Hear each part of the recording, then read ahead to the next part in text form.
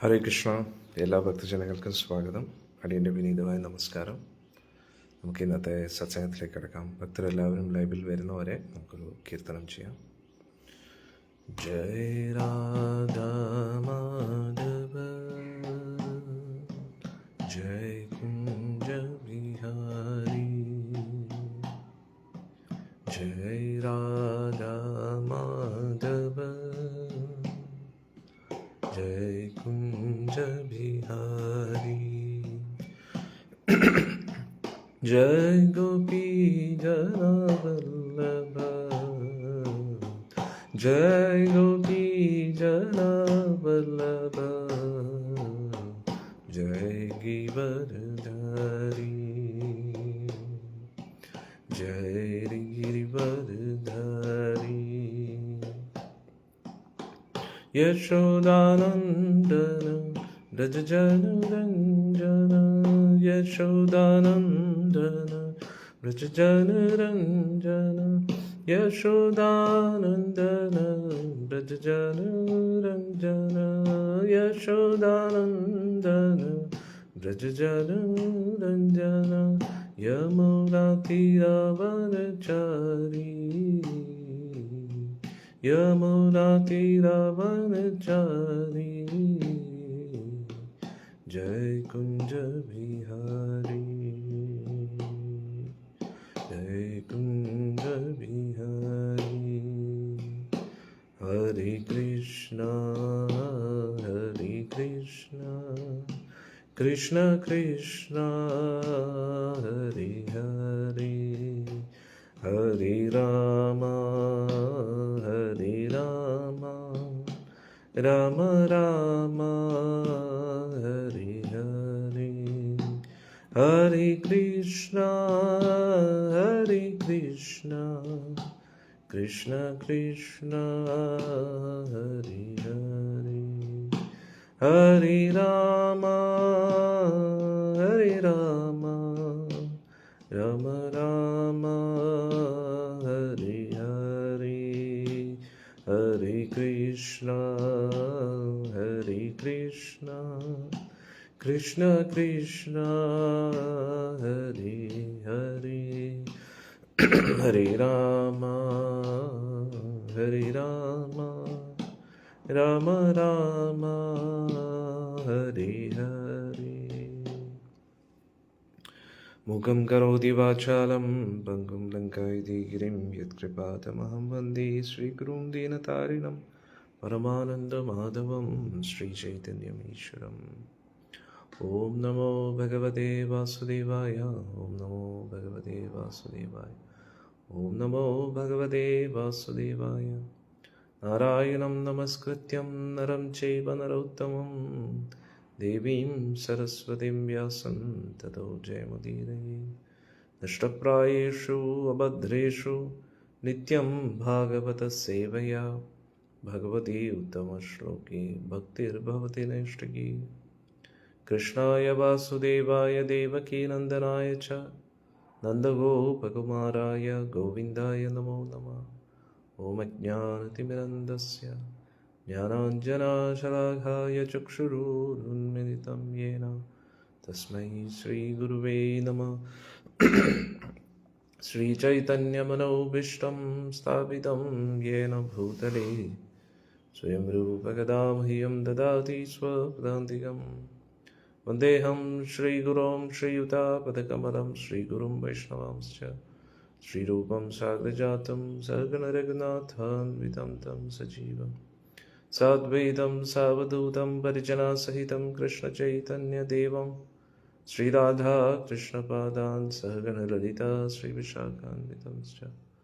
नमो विष्णुपादाय कृष्णप्रेष्ठाय भूतले श्रीमते जयपताकस्वामिनिति नामिने माचार्यपादाय निताय कृपप्रदायिने गौरकथादामदाय नगरग्रामधारिणे। नमो विष्णुपादाय कृष्णप्रेष्ठाय भूतले श्रीमते भक्तिवेदान्तस्वामिनिति नामिने नमस्ते सारस्वते देवे गौरवाणी प्रचारिणे निर्विशेषशून्यवादी पाश्चात्यदेशतारिणे। नमो विष्णुपादाय कृष्णप्रेष्ठाय भूतले श्रीमते भक्तिसिद्धान्तसरस्वतीति नामिने शिवाशवानवी देवी दयिताय कृपाब्दये कृष्णसम्बन्धविज्ञान दायिनी प्रभवे नमः। माधुर्योज्ज्वलप्रेमाढ्य श्रीरूपानुगभक्तिदा श्रीगौरकरुणाशक्तिविग्रहाय नमोऽस्तुते। नमस्ते गौरवाणी श्रीमूर्ते दीनतारिणे रूपानुगविरतवसिद्धान्तद्वन्द्वहारिणे। नमो गौरकिशोराय साक्षात् वैराग्यमूर्तये विप्रलम्बरसाम्भोधे पादाम्बुजायते नमः। नमो भक्तिविनोदाय सच्चिदानन्दनामिने गौरशक्तिस्वरूपाय रूपानुगवरायते। गौराविर्भावभूमेस्तं निर्देष्टसज्जनप्रियं वैष्णवसर्वभौमा श्रीजगन्नाथाय ते नमः। नमो महावदन्याय कृष्णप्रेमप्रदायते कृष्णाय कृष्णचैतन्यनामिने गौरद्वसे नमः। पञ्चतत्त्वात्मकं कृष्णं भक्तरूपस्वरूपकं भक्तावतारं भक्ताख्यं नमामि भक्तशक्तिकम्। हे कृष्णा करुणा सिन्धो दीनबन्धो जगत्पते गोपेश गोपिका कान्त राधा कान्त नमोऽस्तुते। जयदां सुरतो पङ्गोर्मम मन्दमतेर्गतिमत्सर्वस्वपादाम्भोजो राधामदनमोहनो दिव्यद्वृन्दारण्यकल्पद्रुमदा श्रीमद्रत्नागारसिंहासनस्थो श्रीमद्राधा श्रीरघोविन्ददेवो पृष्ठारभिसेव्यमानो स्मरामि। श्रीमन्रासरसारम्भी वंशीवटत्तरस्थिता कर्षन्वेणुस्वनैर्गोपैर्गोपीनाथश्रियस्तुना तप्तकाञ्चन गौराङ्गी राधे वृन्दावनेश्वरी वृषभानुसुते देवी प्रणमामि हरिप्रिये।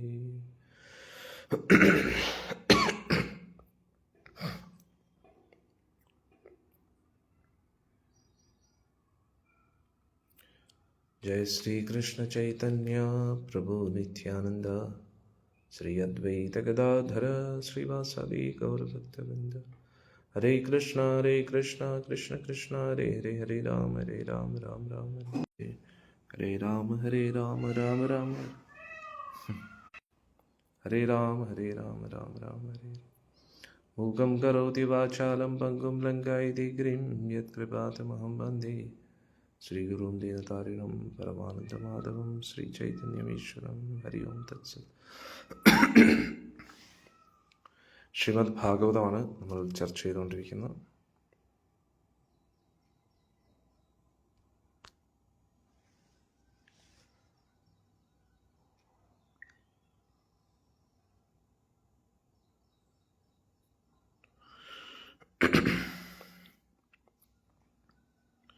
ശ്രീമദ് ഭാഗവതത്തിലെ 3-ാമത്തെ സ്കന്ധം, അതിലെ 12-ാമത്തെ അധ്യായം, അതായത് കുമാരന്മാരുടെ സൃഷ്ടി, ചതുഷ്കുമാരന്മാരെ ബ്രഹ്മദേവൻ സൃഷ്ടിക്കുന്ന ആ ഒരു ഭാഗമാണ് നമ്മൾ ചർച്ച ചെയ്തുകൊണ്ടിരിക്കുന്നത്.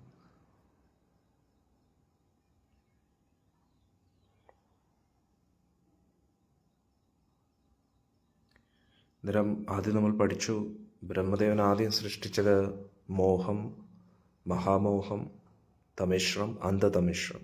ഇത് എല്ലാവർക്കും ഓർമ്മയുണ്ടെന്ന് വിചാരിക്കുന്നു, അല്ലേ? എല്ലാവർക്കും ഓർമ്മയില്ലേ? അതിനുശേഷം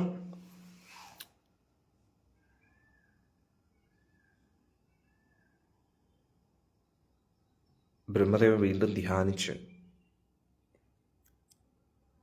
4 കുമാരന്മാരെ സൃഷ്ടിക്കുകയാണ്. അങ്ങനെ ആദ്യം വന്നത് 4 കുമാരന്മാരാണ്. അവർ വന്ന ഉടനെ അവരോട് ബ്രഹ്മദേവൻ പറഞ്ഞു സൃഷ്ടികർമ്മങ്ങളിൽ ഏർപ്പെടാൻ, പക്ഷേ അവർക്ക് താല്പര്യമില്ല. അവിടെ വരെയാണ് നമ്മൾ 5-ാമത്തെ അധ്യായത്തിൽ പഠിച്ചിരിക്കുന്നത്, അല്ലേ? ഇത് നമ്മൾ മനസ്സിലാക്കേണ്ട ഒരു കാര്യം, പൊതുവേ പല വ്യക്തികളും വിചാരിക്കാറുണ്ട് നമ്മൾ ഈ ലോകത്തിനെ നിലനിർത്താൻ വേണ്ടി കുടുംബജീവിതത്തിൽ മുന്നോട്ട് പോകണ്ടേ എന്ന്. അതാണ് ഞാൻ കഴിഞ്ഞ കുറച്ച് സത്സംഗത്തിലൂടെ പറഞ്ഞത്. ഈ ജീവിതം, ഈ ഭൗതിക ലോകം താൽക്കാലികമാണ്. ഇത് നമ്മൾ എത്ര നിലനിർത്തി കൊണ്ടുപോകാൻ ശ്രമിച്ചാലും ഇത് നിലനിൽക്കത്തില്ല. കാരണം ഇത് നശിക്കേണ്ട ലോകമാണ്. ഇതല്ല യാഥാർത്ഥ്യം. ഇതിനപ്പുറത്തായിട്ടുള്ളൊരു യാഥാർത്ഥ്യമുണ്ട്. അതാണ് ആധ്യാത്മിക ലോകം. നമ്മൾ ഈ കാണുന്ന ശരീരത്തിനപ്പുറത്തായിട്ട് അന്നേരം ആധ്യാത്മിക ലോകം ഉണ്ട് എന്നതിൻ്റെ ഏറ്റവും വലിയ തെളിവ് എന്താണ്? അതിൻ്റെ ഏറ്റവും വലിയ തെളിവ് നമ്മൾ ശരീരമല്ല, നമ്മൾ ആത്മാവാണ് എന്നത് തന്നെയാണ്. ഈ ശരീരത്തിനകത്തിരിക്കുന്ന നമ്മൾ, അതാണ് നമ്മുടെ യാഥാർത്ഥ്യം. അതേപോലെ നമ്മൾ ഈ ഇരിക്കുന്ന ലോകവും യാഥാർത്ഥ്യമല്ല, ഇതിനപ്പുറത്തായിട്ടൊരു ആധ്യാത്മിക ലോകമുണ്ട്. അന്നേരം ഈ താൽക്കാലിക ശരീരത്തിനപ്പുറത്തായിട്ട് നമുക്കൊരു അസ്തിത്വമുണ്ടെങ്കിൽ തീർച്ചയായിട്ടും ഈ ലോകത്തിനപ്പുറത്തായിട്ട് ഒരു ആധ്യാത്മിക അസ്തിത്വമുണ്ട്. ഇനി നമ്മൾ എങ്ങനെയാണോ ഈ നമ്മുടേതായിട്ടുള്ള താൽക്കാലിക നിയന്ത്രണം നമ്മൾ ഈ ലോകത്തിൽ ഉണ്ടാക്കുന്നത്, അല്ലെങ്കിൽ നമ്മുടേതായിട്ടുള്ള രീതിയിൽ ഈ ലോകത്തെ നിയന്ത്രിക്കാൻ ശ്രമിക്കുന്നത്, അതേപോലെ പരമോന്നതനായിട്ടുള്ളൊരു നിയന്താവ് എന്തായാലും ഇതിനു വേണ്ടി കാണും. കാരണം ഏതൊരു വിഷയത്തെ നമ്മൾ ഏതൊരു വസ്തുവിനെ നോക്കിക്കഴിഞ്ഞാലും അതിനെ ഉണ്ടാക്കിയ ഒരു വ്യക്തി കാണും. നമ്മൾ ഈ ലോകത്തിൽ ഏത് വസ്തു എടുത്ത് നോക്കിയാലും സൃഷ്ടിയുടെ പുറകിൽ ഒരു സൃഷ്ടികർത്താവ് എന്തായാലും ഉണ്ട്. നമ്മുടേതായിട്ടുള്ള ചെറിയൊരു മൊബൈൽ ഫോണാണെങ്കിലും നമ്മുടെ വീടാണെങ്കിലും നമ്മൾ ഉപയോഗിക്കുന്ന എല്ലാ വസ്തുവകകളുടെ പുറകിലും ഒരു വ്യക്തിയുണ്ട്. അപ്പോൾ തീർച്ചയായിട്ടും നമ്മൾ ഈ കാണുന്ന ഇത്രയും വലിയ ഈ പ്രപഞ്ചത്തെ സൃഷ്ടിച്ച ഒരു സൃഷ്ടികർത്താവുണ്ട്. അദ്ദേഹം അതിനെ സൃഷ്ടിക്കുക മാത്രമല്ല ചെയ്തിരിക്കുന്നത്, അദ്ദേഹം അതിനെ നിലനിർത്തുകയും കൂടെ ചെയ്യുന്നു, അതിനെ നിയന്ത്രിച്ചു കൊണ്ടിരിക്കുന്നു. അദ്ദേഹത്തിൻ്റെ ഒരു കൺട്രോൾ അല്ലെങ്കിൽ സൂപ്പർവിഷൻ അല്ലെങ്കിൽ ഒരു മേൽനോട്ടം വഹിക്കുന്നുണ്ട്. അതുകൊണ്ടാണ് ഇതെല്ലാം നിലനിർത്തി കൊണ്ടുപോകാൻ പറ്റുന്നത്. പിന്നെ ഇതിൻ്റെ ഉപയോഗശൂന്യമാകുന്ന സമയത്ത് ഇതിനെ നശിപ്പിക്കുന്നു. സംഹാരം, നിരം സൃഷ്ടി, സ്ഥിതി, സംഹാരം, ഇത് മൂന്നും ഈ പ്രപഞ്ചത്തിൽ നടക്കുന്നതായിട്ട് നമുക്ക് കാണാൻ പറ്റും. എങ്ങനെ? നമ്മുടെ ഈ ശരീരത്തെ നോക്കിക്കഴിഞ്ഞാലും അമ്മയുടെ ഗർഭത്തിൽ നിന്ന് നമ്മൾ പുറത്തു വരുന്നു. ശരീരം കുറേ കാലം ഇങ്ങനെ നിലനിർത്താൻ വേണ്ടി നമ്മൾ പരിശ്രമിച്ചു കൊണ്ടിരിക്കുന്നു. പിന്നെ അത് ഒടുവിൽ ഉപയോഗശൂന്യമാകുമ്പോൾ നമ്മൾ ഈ ശരീരത്തെ ഉപേക്ഷിക്കുന്നു. ഇതേപോലെ ഈ പ്രപഞ്ചത്തിന് ഒരു നിയമമുണ്ട്. എന്നാൽ ഇതിനെല്ലാം മേൽനോട്ടം വഹിക്കുന്ന ഒരു വ്യക്തിയുണ്ട്. അദ്ദേഹത്തെയാണ് ഈശ്വരൻ എന്ന് നമ്മൾ പറയും. നമുക്ക് നമ്മുടെ ഈ ശരീരത്തിനകത്ത് ഭാഗികമായിട്ടുള്ളൊരു നിയന്ത്രണമുണ്ട്. അന്നേരം നമുക്ക് ഈ പ്രകൃതിയുടെ ഒരു ഭാഗത്തെ നിയന്ത്രിക്കാൻ കഴിയുന്നുണ്ടെങ്കിൽ, അല്ലേ, ഉദാഹരണത്തിന് അനുവദിച്ചിട്ടുള്ള ഒരു കോട്ട നമ്മൾ ഉപയോഗിച്ചുകൊണ്ടിരിക്കുകയാണ്. അത് എന്തൊക്കെയാണ്? അതിനെയാണ് ക്ഷേത്രം എന്ന് പറയുന്നത്. ക്ഷേത്രം, ക്ഷേത്രജ്ഞൻ. ഇപ്പോൾ ഒരു കൃഷിക്കാരന് കൃഷി ചെയ്യാനായിട്ടൊരു സ്ഥലം ലഭിച്ചിരിക്കുന്നു. അന്നേരം ആ കൃഷി സ്ഥലത്ത് കൃഷി ചെയ്യാനുള്ള ഒരു അധികാരം ആ കൃഷിക്കാരനുണ്ട്. അതേപോലെ നമ്മുടെ ഈ ശരീരം, നമ്മുടെ ശരീരവുമായിട്ട് ബന്ധപ്പെട്ട ബന്ധങ്ങളും വസ്തുവകകളും ഇതെല്ലാം നമ്മുടെ ക്ഷേത്രമാണ്. എന്നാൽ ഈ മൊത്തം പ്രപഞ്ചത്തിൽ നമ്മുടെ കർമ്മം അനുസരിച്ച് നമുക്ക് ലഭിച്ചിരിക്കുന്ന ഒരു ഏരിയയാണത്.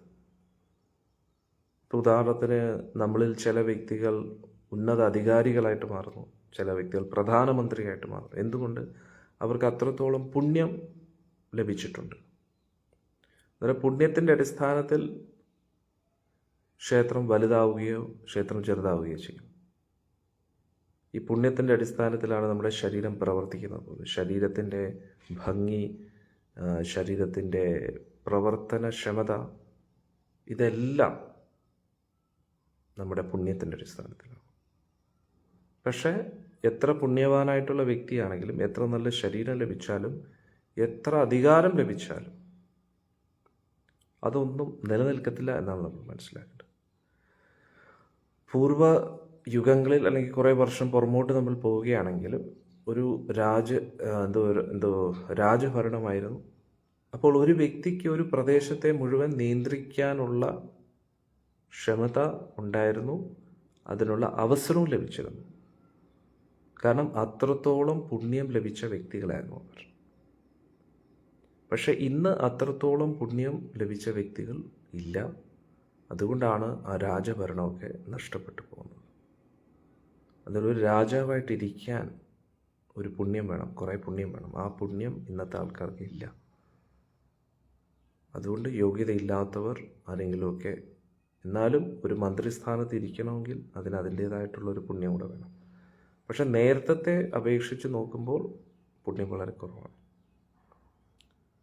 കലിയുഗത്തിലാണ് നമ്മൾ ജീവിക്കുന്നത്. അന്നേരം ഞാൻ പറഞ്ഞു വന്നത്, ഈ പുണ്യത്തിൻ്റെ അടിസ്ഥാനത്തിൽ, നമ്മൾ ആർജിച്ച പുണ്യത്തിൻ്റെ അടിസ്ഥാനത്തിലാണ് നമ്മൾ ഉപരിലോകങ്ങളിലേക്ക് പോകുന്നതും അതും ഈ ലോകത്തിൽ തന്നെ നല്ല മെച്ചപ്പെട്ട ജീവിതമോ അല്ല താഴ്ന്ന ജീവിതമോ നമുക്ക് ലഭിക്കുന്നു. മെച്ചപ്പെട്ടതും താഴ്ന്നതെന്ന് ഞാൻ ഉദ്ദേശിച്ചത് സുഖസൗകര്യത്തിൻ്റെ അടിസ്ഥാനത്തിലാണ്. എത്രത്തോളം കംഫർട്ട്സ് നമുക്ക് ലഭിക്കുന്നോ, എത്രത്തോളം ഡിസ്കംഫേർട്ട് നമുക്ക് ലഭിക്കുന്നോ, അസൗകര്യങ്ങളും സുഖസൗകര്യങ്ങളും ഇതെല്ലാം എന്തിൻ്റെ അടിസ്ഥാനത്തിലാണ് ഇത് ലഭിക്കുന്നത്? നമ്മൾ ചെയ്ത പ്രവൃത്തിയുടെ ഫലമായിട്ട്. ഇതിനൊക്കെ അപ്പുറത്താണ് ആധ്യാത്മിക ജീവിതം. അന്നേരം ഈ ഒരു ലോകത്തും നമുക്ക് ഉയർന്ന രീതിയിലുള്ള, അതായത് ഭൗതിക രീതിയിൽ നോക്കുമ്പോൾ നല്ല സുഖസൗകര്യത്തോടു കൂടിയുള്ള ഉയർന്ന ജീവിതം നമുക്ക് കാണാൻ പറ്റുന്നുണ്ട്. വലിയ പണക്കാരായിട്ടുള്ള വ്യക്തികൾ വലിയ കംഫർട്ടബിൾ ലൈഫിൽ ജീവിക്കുന്നു. ഇനി വളരെ പാവപ്പെട്ട വ്യക്തികൾ ഒരു നേരത്തെ ഭക്ഷണത്തിന് പോലും കഷ്ടപ്പെടുന്നുണ്ട്. അന്നേരം ഇതെല്ലാം അവരവരുടെ കർമ്മത്തിൻ്റെ ഫലത്തിൻ്റെ അടിസ്ഥാനത്തിലാണ്. അന്നേരം ഈ ഒരു ലോകത്തിനകത്ത് പോലും നമുക്ക് ഈ ഒരു വ്യത്യാസം കാണാൻ പറ്റുമെങ്കിൽ തീർച്ചയായിട്ടും ഇതിനപ്പുറത്തായിട്ട് ഒരു ലോകം ഉണ്ട്. ഉപരിലോകങ്ങളുണ്ട്, താഴ്ന്ന ലോകങ്ങളുണ്ട്. ഇവിടെയെല്ലാം മനുഷ്യർ അല്ല, ജീവാത്മാക്കൾ ജീവിക്കുന്നുണ്ട്. അവരുടെ ശരീരം നമ്മളെക്കാട്ടിയും ബെറ്ററായിട്ടുള്ള ശരീരമാണ്. നമ്മളെക്കാട്ടിയും കൂടുതൽ കഴിവുകളുള്ള വ്യക്തികളാണ്. ഇപ്പോൾ കാര്യം എന്തൊക്കെ പറഞ്ഞാലും പക്ഷികൾക്ക് പറക്കാൻ പറ്റും, നമുക്ക് പറക്കാൻ പറ്റുമോ? ഇല്ല. അവർക്ക് ആ കഴിവുണ്ട്. അവരുടെ ശരീരം വേറെയാണ്, അല്ലേ? മത്സ്യത്തിന് നന്നായി നീന്താൻ കഴിയും. നമ്മളിൽ എല്ലാവർക്കും അതേപോലെ നമുക്ക് നീന്തൽ അറിയാമെങ്കിൽ പോലും അങ്ങനെ നീന്താൻ കഴിയില്ല. എപ്പോഴും വെള്ളത്തിൽ വളരെ ഫ്രീ ആയിട്ട് നീന്താൻ നമുക്ക് കഴിയില്ല. ഇപ്പോൾ കുരങ്ങന്മാരെ നമ്മൾ നോക്കിക്കഴിഞ്ഞാൽ വൃന്ദാവനത്തിൽ നിങ്ങൾ വരുമ്പോൾ കാണാൻ പറ്റും. അവർക്ക് ആരാണ് സ്വിമ്മിങ് പഠിപ്പിക്കുന്നത്? അവർക്ക് ഓട്ടോമാറ്റിക്കലി സ്വിമ്മിങ് ഒക്കെ അറിയാമെന്നുള്ളതാണ്. അവർ വെള്ളത്തിൽ നീന്തി ഇങ്ങനെ കളിക്കുമെന്നുള്ളതാണ്. അന്നേരം ചില ശരീരങ്ങളിൽ അത് ഓട്ടോമാറ്റിക്കലി വരുന്നതാണ്. പക്ഷെ മനുഷ്യ ശരീരത്തിൽ അത് പഠിക്കേണ്ടതായിട്ടുണ്ട്. കാരണം എന്താ, മനുഷ്യ ശരീരത്തിൽ ചില കാര്യങ്ങൾ ഓട്ടോമാറ്റിക്കലി വരും, പക്ഷെ ചില കാര്യങ്ങളൊക്കെ കുറച്ച് ബുദ്ധിമുട്ടാണ്. മനസ്സിലായി? കാരണം എന്താ, അത് അങ്ങനെയാണ്, ആ ശരീരത്തിൻ്റെ കർമ്മം അനുസരിച്ചാണ് ഇരിക്കുന്നത്. അന്നേരം ഞാൻ പറഞ്ഞു വരുന്നത്, യഥാർത്ഥത്തിൽ ഇതൊന്നുമല്ല നമ്മൾ. ഇതിനകത്തിരിക്കുന്ന ആത്മാവാണ്. ഇന്നലെയും നമ്മൾ ഇതിനെക്കുറിച്ച് പഠിച്ചു, മെനഞ്ഞാന്നും പഠിച്ചു. അന്നേരം ഈ ശരീരത്തിനകത്ത് ഒരു വ്യക്തി ഇരിക്കുന്നു എന്നതിൻ്റെ അർത്ഥം തന്നെ എന്താണ്? നമ്മൾ ഇരിക്കുന്ന ഈ ലോകവും താൽക്കാലികമാണ്. കാരണം ഈ ശരീരത്തെ ഉപയോഗിച്ച് ഈ ലോകമായിട്ട് ബന്ധപ്പെട്ട് ഈ ശരീരസുഖത്തെ ആസ്വദിക്കാനും ആ സുഖത്തെ ആസ്വദിക്കുന്നത് കൊണ്ട് തന്നെ അതിൻ്റെ റിയാക്ഷൻസ് ആയിട്ട് നമുക്ക് ഒരു ദുഃഖം അനുഭവിക്കേണ്ട ഒരു അവസ്ഥയും കൂടെ വരിക. സുഖം അനുഭവിച്ചോ ദുഃഖം അനുഭവിക്കേണ്ടി വരും. ഈ ശരീരത്തെ കൊണ്ട് നമ്മൾ തപസ് ചെയ്താൽ അതിൻ്റെ സുഖവും നമുക്ക് ലഭിക്കും. നമ്മൾ സ്വയം വോളണ്ടറിലി സ്വമേധയാ കാഠിന്യത നമ്മൾ സ്വീകരിക്കുകയാണെങ്കിൽ, ബുദ്ധിമുട്ടുകൾ സ്വീകരിക്കുകയാണെങ്കിൽ പിന്നെ സുഖം ലഭിക്കും. എന്നിട്ട് ഈ ബുദ്ധിമുട്ടുകളെല്ലാം സഹിച്ചിട്ട് സുഖസൗകര്യത്തിൽ എത്തുമ്പോൾ വീണ്ടും സുഖസൗകര്യത്തിൽ മഗ്നരായിട്ടിരിക്കുകയാണെങ്കിൽ വീണ്ടും ദുഃഖം അനുഭവിക്കേണ്ടി വരും. ഇത് ഇങ്ങനെയാണ്. പകൽ രാത്രി, രാത്രി പകൽ. കാലാവസ്ഥ മാറുന്ന പോലെ വേനൽക്കാലം, മഴക്കാലം, തണുപ്പ് കാലം, ഇങ്ങനെ കാലാവസ്ഥ മാറിക്കൊണ്ടേയിരിക്കുന്നു. അന്നേരം നമ്മൾ മനസ്സിലാക്കുക, നമ്മൾ എന്താണ് നമ്മൾ ഉദ്ദേശിക്കുന്ന രീതിയിലല്ല ഈ ലോകം പ്രവർത്തിക്കുന്നത്. ഇതിനപ്പുറത്തായിട്ടുള്ള ഒരു യാഥാർത്ഥ്യമുണ്ടെന്ന് നമ്മൾ മനസ്സിലാക്കുക. ഇതിനകത്തിരിക്കുന്ന നമ്മൾ ആത്മാവാണ്, ജീവാത്മാവാണ്. അന്നേരം ഈ ജീവാത്മാവ് ഈ ശരീരത്തെ ഉപയോഗിച്ചു കൊണ്ടിരിക്കുന്നു. അന്നേരം ഈ ഒറ്റ ശരീരം മാത്രമല്ല, അനേകായിരം 84 ലക്ഷം തരത്തിലുള്ള ശരീരങ്ങളുണ്ട്. അന്നേരം ജീവാത്മാവ് അവരുടെ യോഗ്യത അനുസരിച്ച്, കർമ്മം അനുസരിച്ച് ഈ 84 ലക്ഷം ജീവിവർഗങ്ങളിൽ ഏതെങ്കിലും ഒരു ശരീരത്തിൽ പ്രവേശിക്കും. ഇനി ഈ ശരീരത്തെ സ്വീകരിച്ച് 14 ലോകങ്ങളിൽ എവിടെ വേണമെങ്കിലും നമുക്ക് ജനിക്കാൻ പറ്റും. ഇപ്പോൾ ഒരു മൃഗമായിട്ട് ജനിക്കുകയാണെങ്കിലും നമുക്ക് കാണാൻ പറ്റുന്ന മൃഗങ്ങളെ പോലെയല്ല ദേവലോകത്തെ മൃഗങ്ങൾ. അവിടെയും മൃഗങ്ങളുണ്ട്. ഇവിടുത്തെ മൃഗങ്ങളെക്കാട്ടി എത്രയോ ബെറ്റർ ക്വാളിറ്റീസ് ഉള്ള, ബെറ്റർ എബിലിറ്റീസ് ഉള്ള, കഴിവുകളുള്ള മൃഗങ്ങളാണ് അവിടെയുള്ളത്.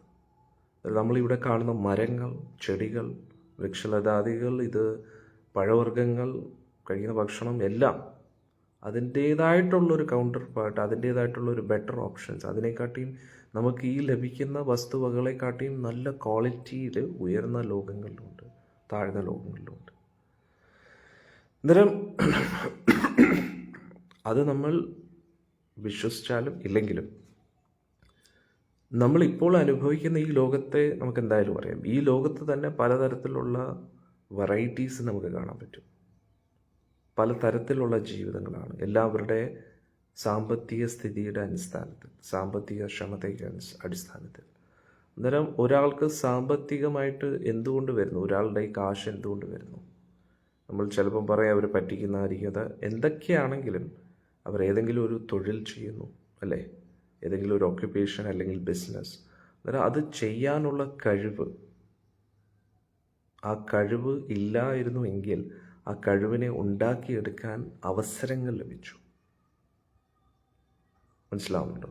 അന്നേരം എന്നിട്ട് ആ ഒരു തൊഴിൽ മേഖലയെ അല്ലെങ്കിൽ ബിസിനസ്സിനെ നിലനിർത്താൻ വേണ്ടിയുള്ള ഒരു സപ്പോർട്ട് സിസ്റ്റം അവർക്ക് ലഭിക്കുന്നുണ്ട്.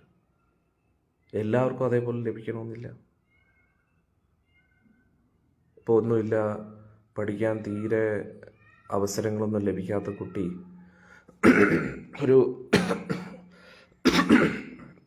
വളരെ ഒരു ചെറിയൊരു കുടിലിൽ താമസിക്കാതിരിക്കട്ടെ, ഒരു മണ്ണെണ്ണ വിളക്ക്, പണ്ടത്തെ കാര്യം പറഞ്ഞ പോലെ മണ്ണെണ്ണ വിളക്കൊക്കെ കത്തിച്ച്, ഇന്നങ്ങനെയല്ല, പക്ഷെ ഞാൻ പറയുക, അങ്ങനെ മണ്ണെണ്ണ വിളക്കൊക്കെ കത്തിച്ച് പഠിച്ച് നല്ലൊരു ഉയർന്ന ഒരു പൊസിഷനിലേക്ക് എത്തുമ്പോൾ അന്നേരം നമ്മൾ മനസ്സിലാക്കേണ്ടത്, പുറമേ നോക്കുമ്പോൾ ആ കുട്ടിക്ക് സാഹചര്യമൊന്നും ലഭിച്ചില്ല, സാഹചര്യമൊക്കെ വളരെ എതിരെയായിരുന്നു, പഠിക്കാനൊന്നും അത്ര എളുപ്പത്തിൽ, വളരെ ബുദ്ധിമുട്ടിയാണ് ഈ ഒരു ഉയർന്ന നിലയിലേക്ക് എത്തിയത്.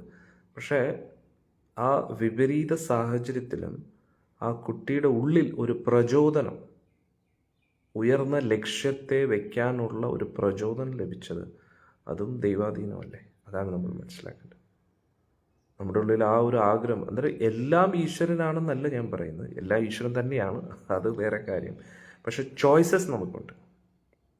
അന്നേരം നമ്മുടെ ഉള്ളിൽ തീരുമാനം ശക്തമാണെങ്കിൽ അതിനനുസരിച്ച് ഭഗവാൻ അവസരങ്ങൾ നൽകും. എന്താണ് നമ്മുടെ ലക്ഷ്യം? അന്നേരം ആ കുട്ടിയുടെ ഉള്ളിൽ ഒരു ലക്ഷ്യമുണ്ട്, അന്നേരം അതിനനുസരിച്ച് ആ ലക്ഷ്യത്തിലേക്ക് എത്താൻ വേണ്ടിയുള്ള ബുദ്ധി ഈശ്വരൻ പറഞ്ഞു നൽകും. അന്നേരം പൊതുവെ ഈ ലോകത്ത് നടക്കുന്ന ഒരു കാര്യം, ആചാര്യന്മാർ പറയുന്നു, മുകളിലോട്ട് പോകുന്നു, താഴോട്ട് വരുന്നു, മുകളിലോട്ട് പോകുന്നു, താഴോട്ട്, ഇത് തന്നെയാണ് നടക്കുന്നത്.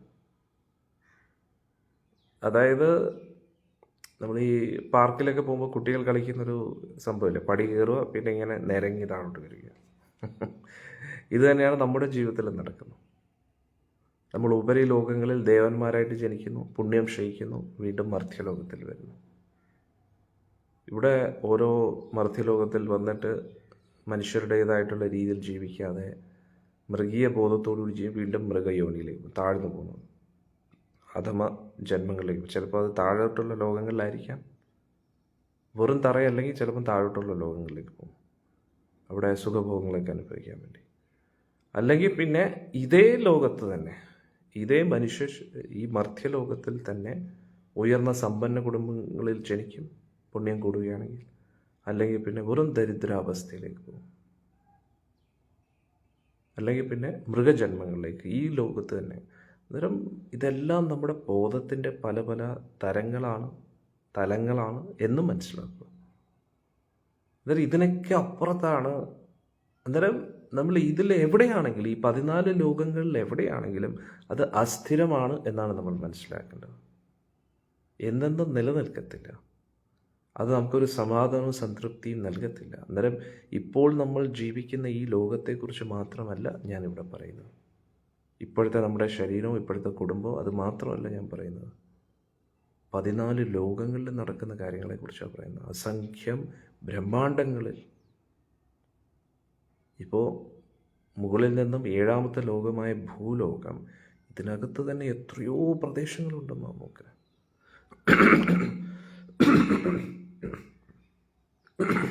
ഭൂലോകം എന്ന് പറയുമ്പോൾ സപ്തസമുദ്രങ്ങളും സപ്തദ്വീപുകളോടെ, അവിടെ അതിൻ്റെ ഉള്ളിൽ എത്രയോ ജീവാത്മകൾ ജീവിക്കുന്നു. ജംബൂ ദ്വീപിനെക്കാട്ടിയും ഇരട്ടി വലിപ്പമുള്ള സ്ഥലവും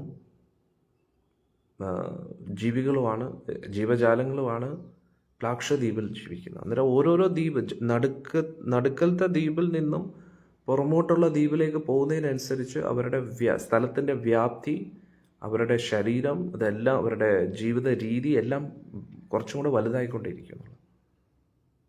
അന്നേരം ഈ ഭൂമണ്ഡലത്തിനകത്ത് തന്നെ സപ്തസമുദ്രങ്ങളിലും സപ്തദ്വീപുകളിലും താമസിക്കുന്ന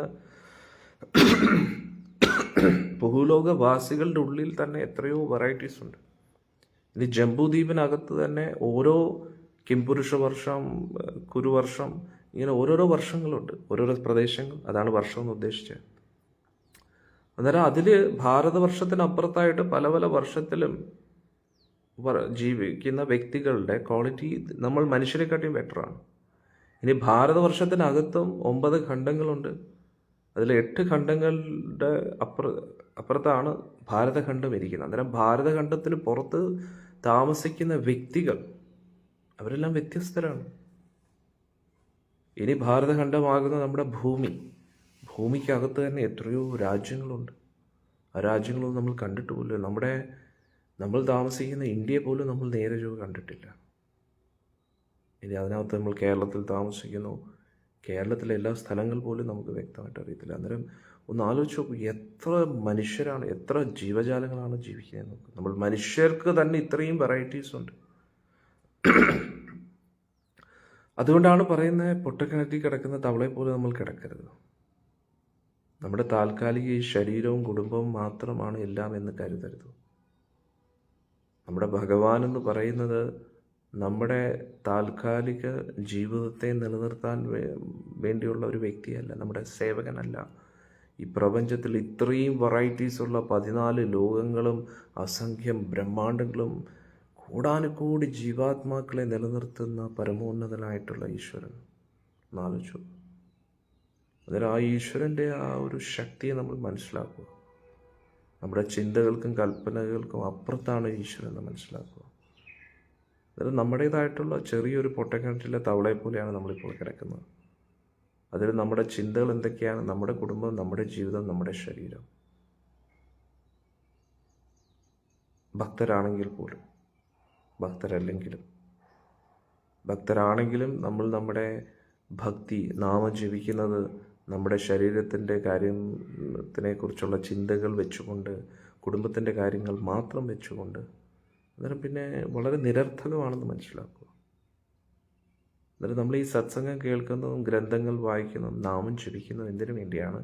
ഈ താൽക്കാലിക ലോകത്തിൽ നിന്നും നമ്മൾ നിത്യലോകത്തിലേക്ക് പോകാൻ വേണ്ടി. അസതോമ സദ്ഗമയ, മൃത്യോന അമൃതം ഗമയ, തമസോമ ജ്യോതിർഗമയ, തമസിൽ നിന്നും ജ്യോതിയിലേക്ക്. അന്നേരം ഇത് അന്ധകാരം നിറഞ്ഞ ലോകമാണ്. സാത്വിക ലോകത്തിലേക്ക് നമ്മൾ പോകണം, ശുദ്ധസത്വമായിട്ടുള്ള. മരണത്തിൽ നിന്നും മരണമില്ലാത്ത അവസ്ഥയിലേക്ക് പോകണം. അതാണ് നമ്മൾ മനസ്സിലാക്കേണ്ടത്. അതുകൊണ്ടാണ് സനത് കുമാര ഋഷികൾക്ക് താല്പര്യമില്ലാത്തത്. എന്തിനാ? ഈ സൃഷ്ടികർമ്മം. അന്നേരം നമ്മളും അത് മനസ്സിലാക്കണം. അന്നേരം ഒരു സാധു ജനങ്ങളെ നമ്മൾ കാണുമ്പോൾ അവരവരുടെ കുടുംബ ലക്ഷ്യത്തിൽ, ജീവിത ലക്ഷ്യത്തിൽ നിന്ന് ഒളിച്ചോടിയവർ എന്നല്ല നമ്മൾ കാണേണ്ടത്. അങ്ങനെയാണ് നമ്മൾ ഭക്തരല്ല, പക്ഷെ പൊതുവെയുള്ള പുറം ലോകത്തുള്ള വ്യക്തികൾ അങ്ങനെ തെറ്റിദ്ധരിക്കും.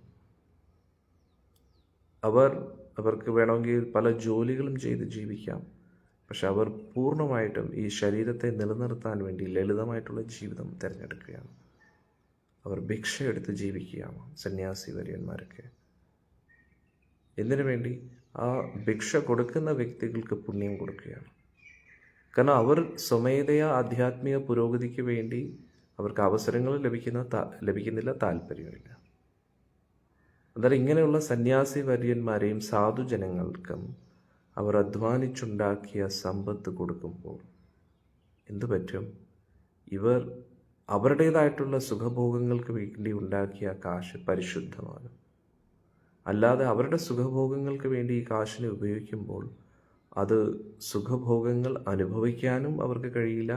അതുകൂടാതെ അതിലൂടെ അവർക്ക് പല ക്ലേശങ്ങളും ഉണ്ടാകും. യാഥാർത്ഥ്യമായിട്ടുള്ളൊരു കാര്യമാണ്. ഇപ്പോൾ ഒരു വ്യക്തി എത്രയോ കഷ്ടപ്പെട്ടിട്ടാണ് ഒരു ലാൻഡ് മേടിക്കുന്നത്, എന്നിട്ട് ഒരു വീട് പണിയുന്നത്. ചിലപ്പോൾ ഒരു ദിവസം പോലും ആ വീട്ടിനകത്ത് താമസിക്കാൻ യോഗം കാണത്തില്ല. ഇത് താമസിക്കാൻ യോഗം ഉണ്ടെങ്കിലും രോഗങ്ങൾ അവരെ അലട്ടിക്കൊണ്ടേയിരിക്കും.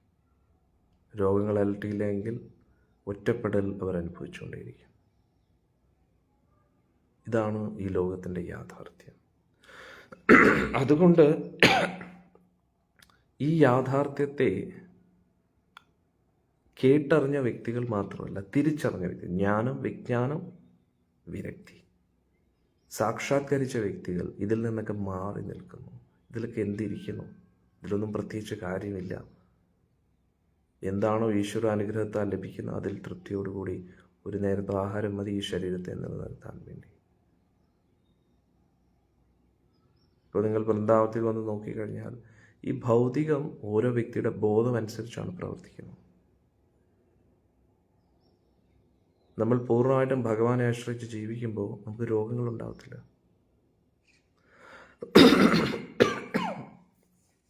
ഇപ്പോൾ തെരുവിൽ കഴിയുന്ന എത്രയോ വ്യക്തികൾ, വൃന്ദാവനത്തിലെ കാര്യം മാത്രമല്ല നമ്മൾ പറയുന്നത്, പുറം ലോകത്തുള്ള കാര്യം, അവർക്ക് വളരെ അൺക്ലീനും അൺഹൈജീനിക് ആയിട്ടുള്ള സ്ഥലങ്ങളിലായിരിക്കും അവർ താമസിക്കുന്നത്. പക്ഷേ അവർക്ക് നമ്മുടെ അത്രയും രോഗങ്ങളോ പ്രശ്നങ്ങളോ കാണത്തില്ല. എന്തുകൊണ്ട്? നമ്മൾ അനുഭവിക്കുന്ന രോഗവും നമ്മൾ അനുഭവിക്കുന്ന ക്ലേശവും അത് നമ്മൾ അനുഭവിക്കേണ്ടതാണ് എന്നാണ് നമ്മൾ മനസ്സിലാക്കേണ്ടത്. പൊതുവെ വൃന്ദാവനത്തിൽ വരുമ്പോൾ ഭയങ്കര ചൂടല്ല ഭയങ്കരം, നമ്മുടെ ബോധമാണ് പ്രശ്നം.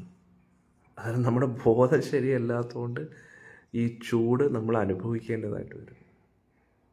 ചൂടില്ലെന്നല്ല പറയുന്നത്. ഈ ചൂട് നമുക്കൊരു ചൂടായിട്ട് തോന്നുന്നതിൻ്റെ പ്രധാന കാരണം എന്താണ്? നമ്മുടെ ഉള്ളിലെ ഭൗതിക ബോധം. മനസ്സിലായില്ലേ?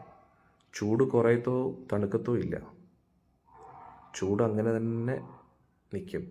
പക്ഷെ അത് ചില വ്യക്തികൾക്ക് ഒരുപാടായിട്ട് തോന്നും, ചില വ്യക്തികൾക്ക് ഒന്നുമില്ലാത്തതായിട്ട് തോന്നും. എന്തുകൊണ്ട്? അവരുടെ ബോധമണ്ഡലം മാറുന്നതിനനുസരിച്ചിരിക്കും.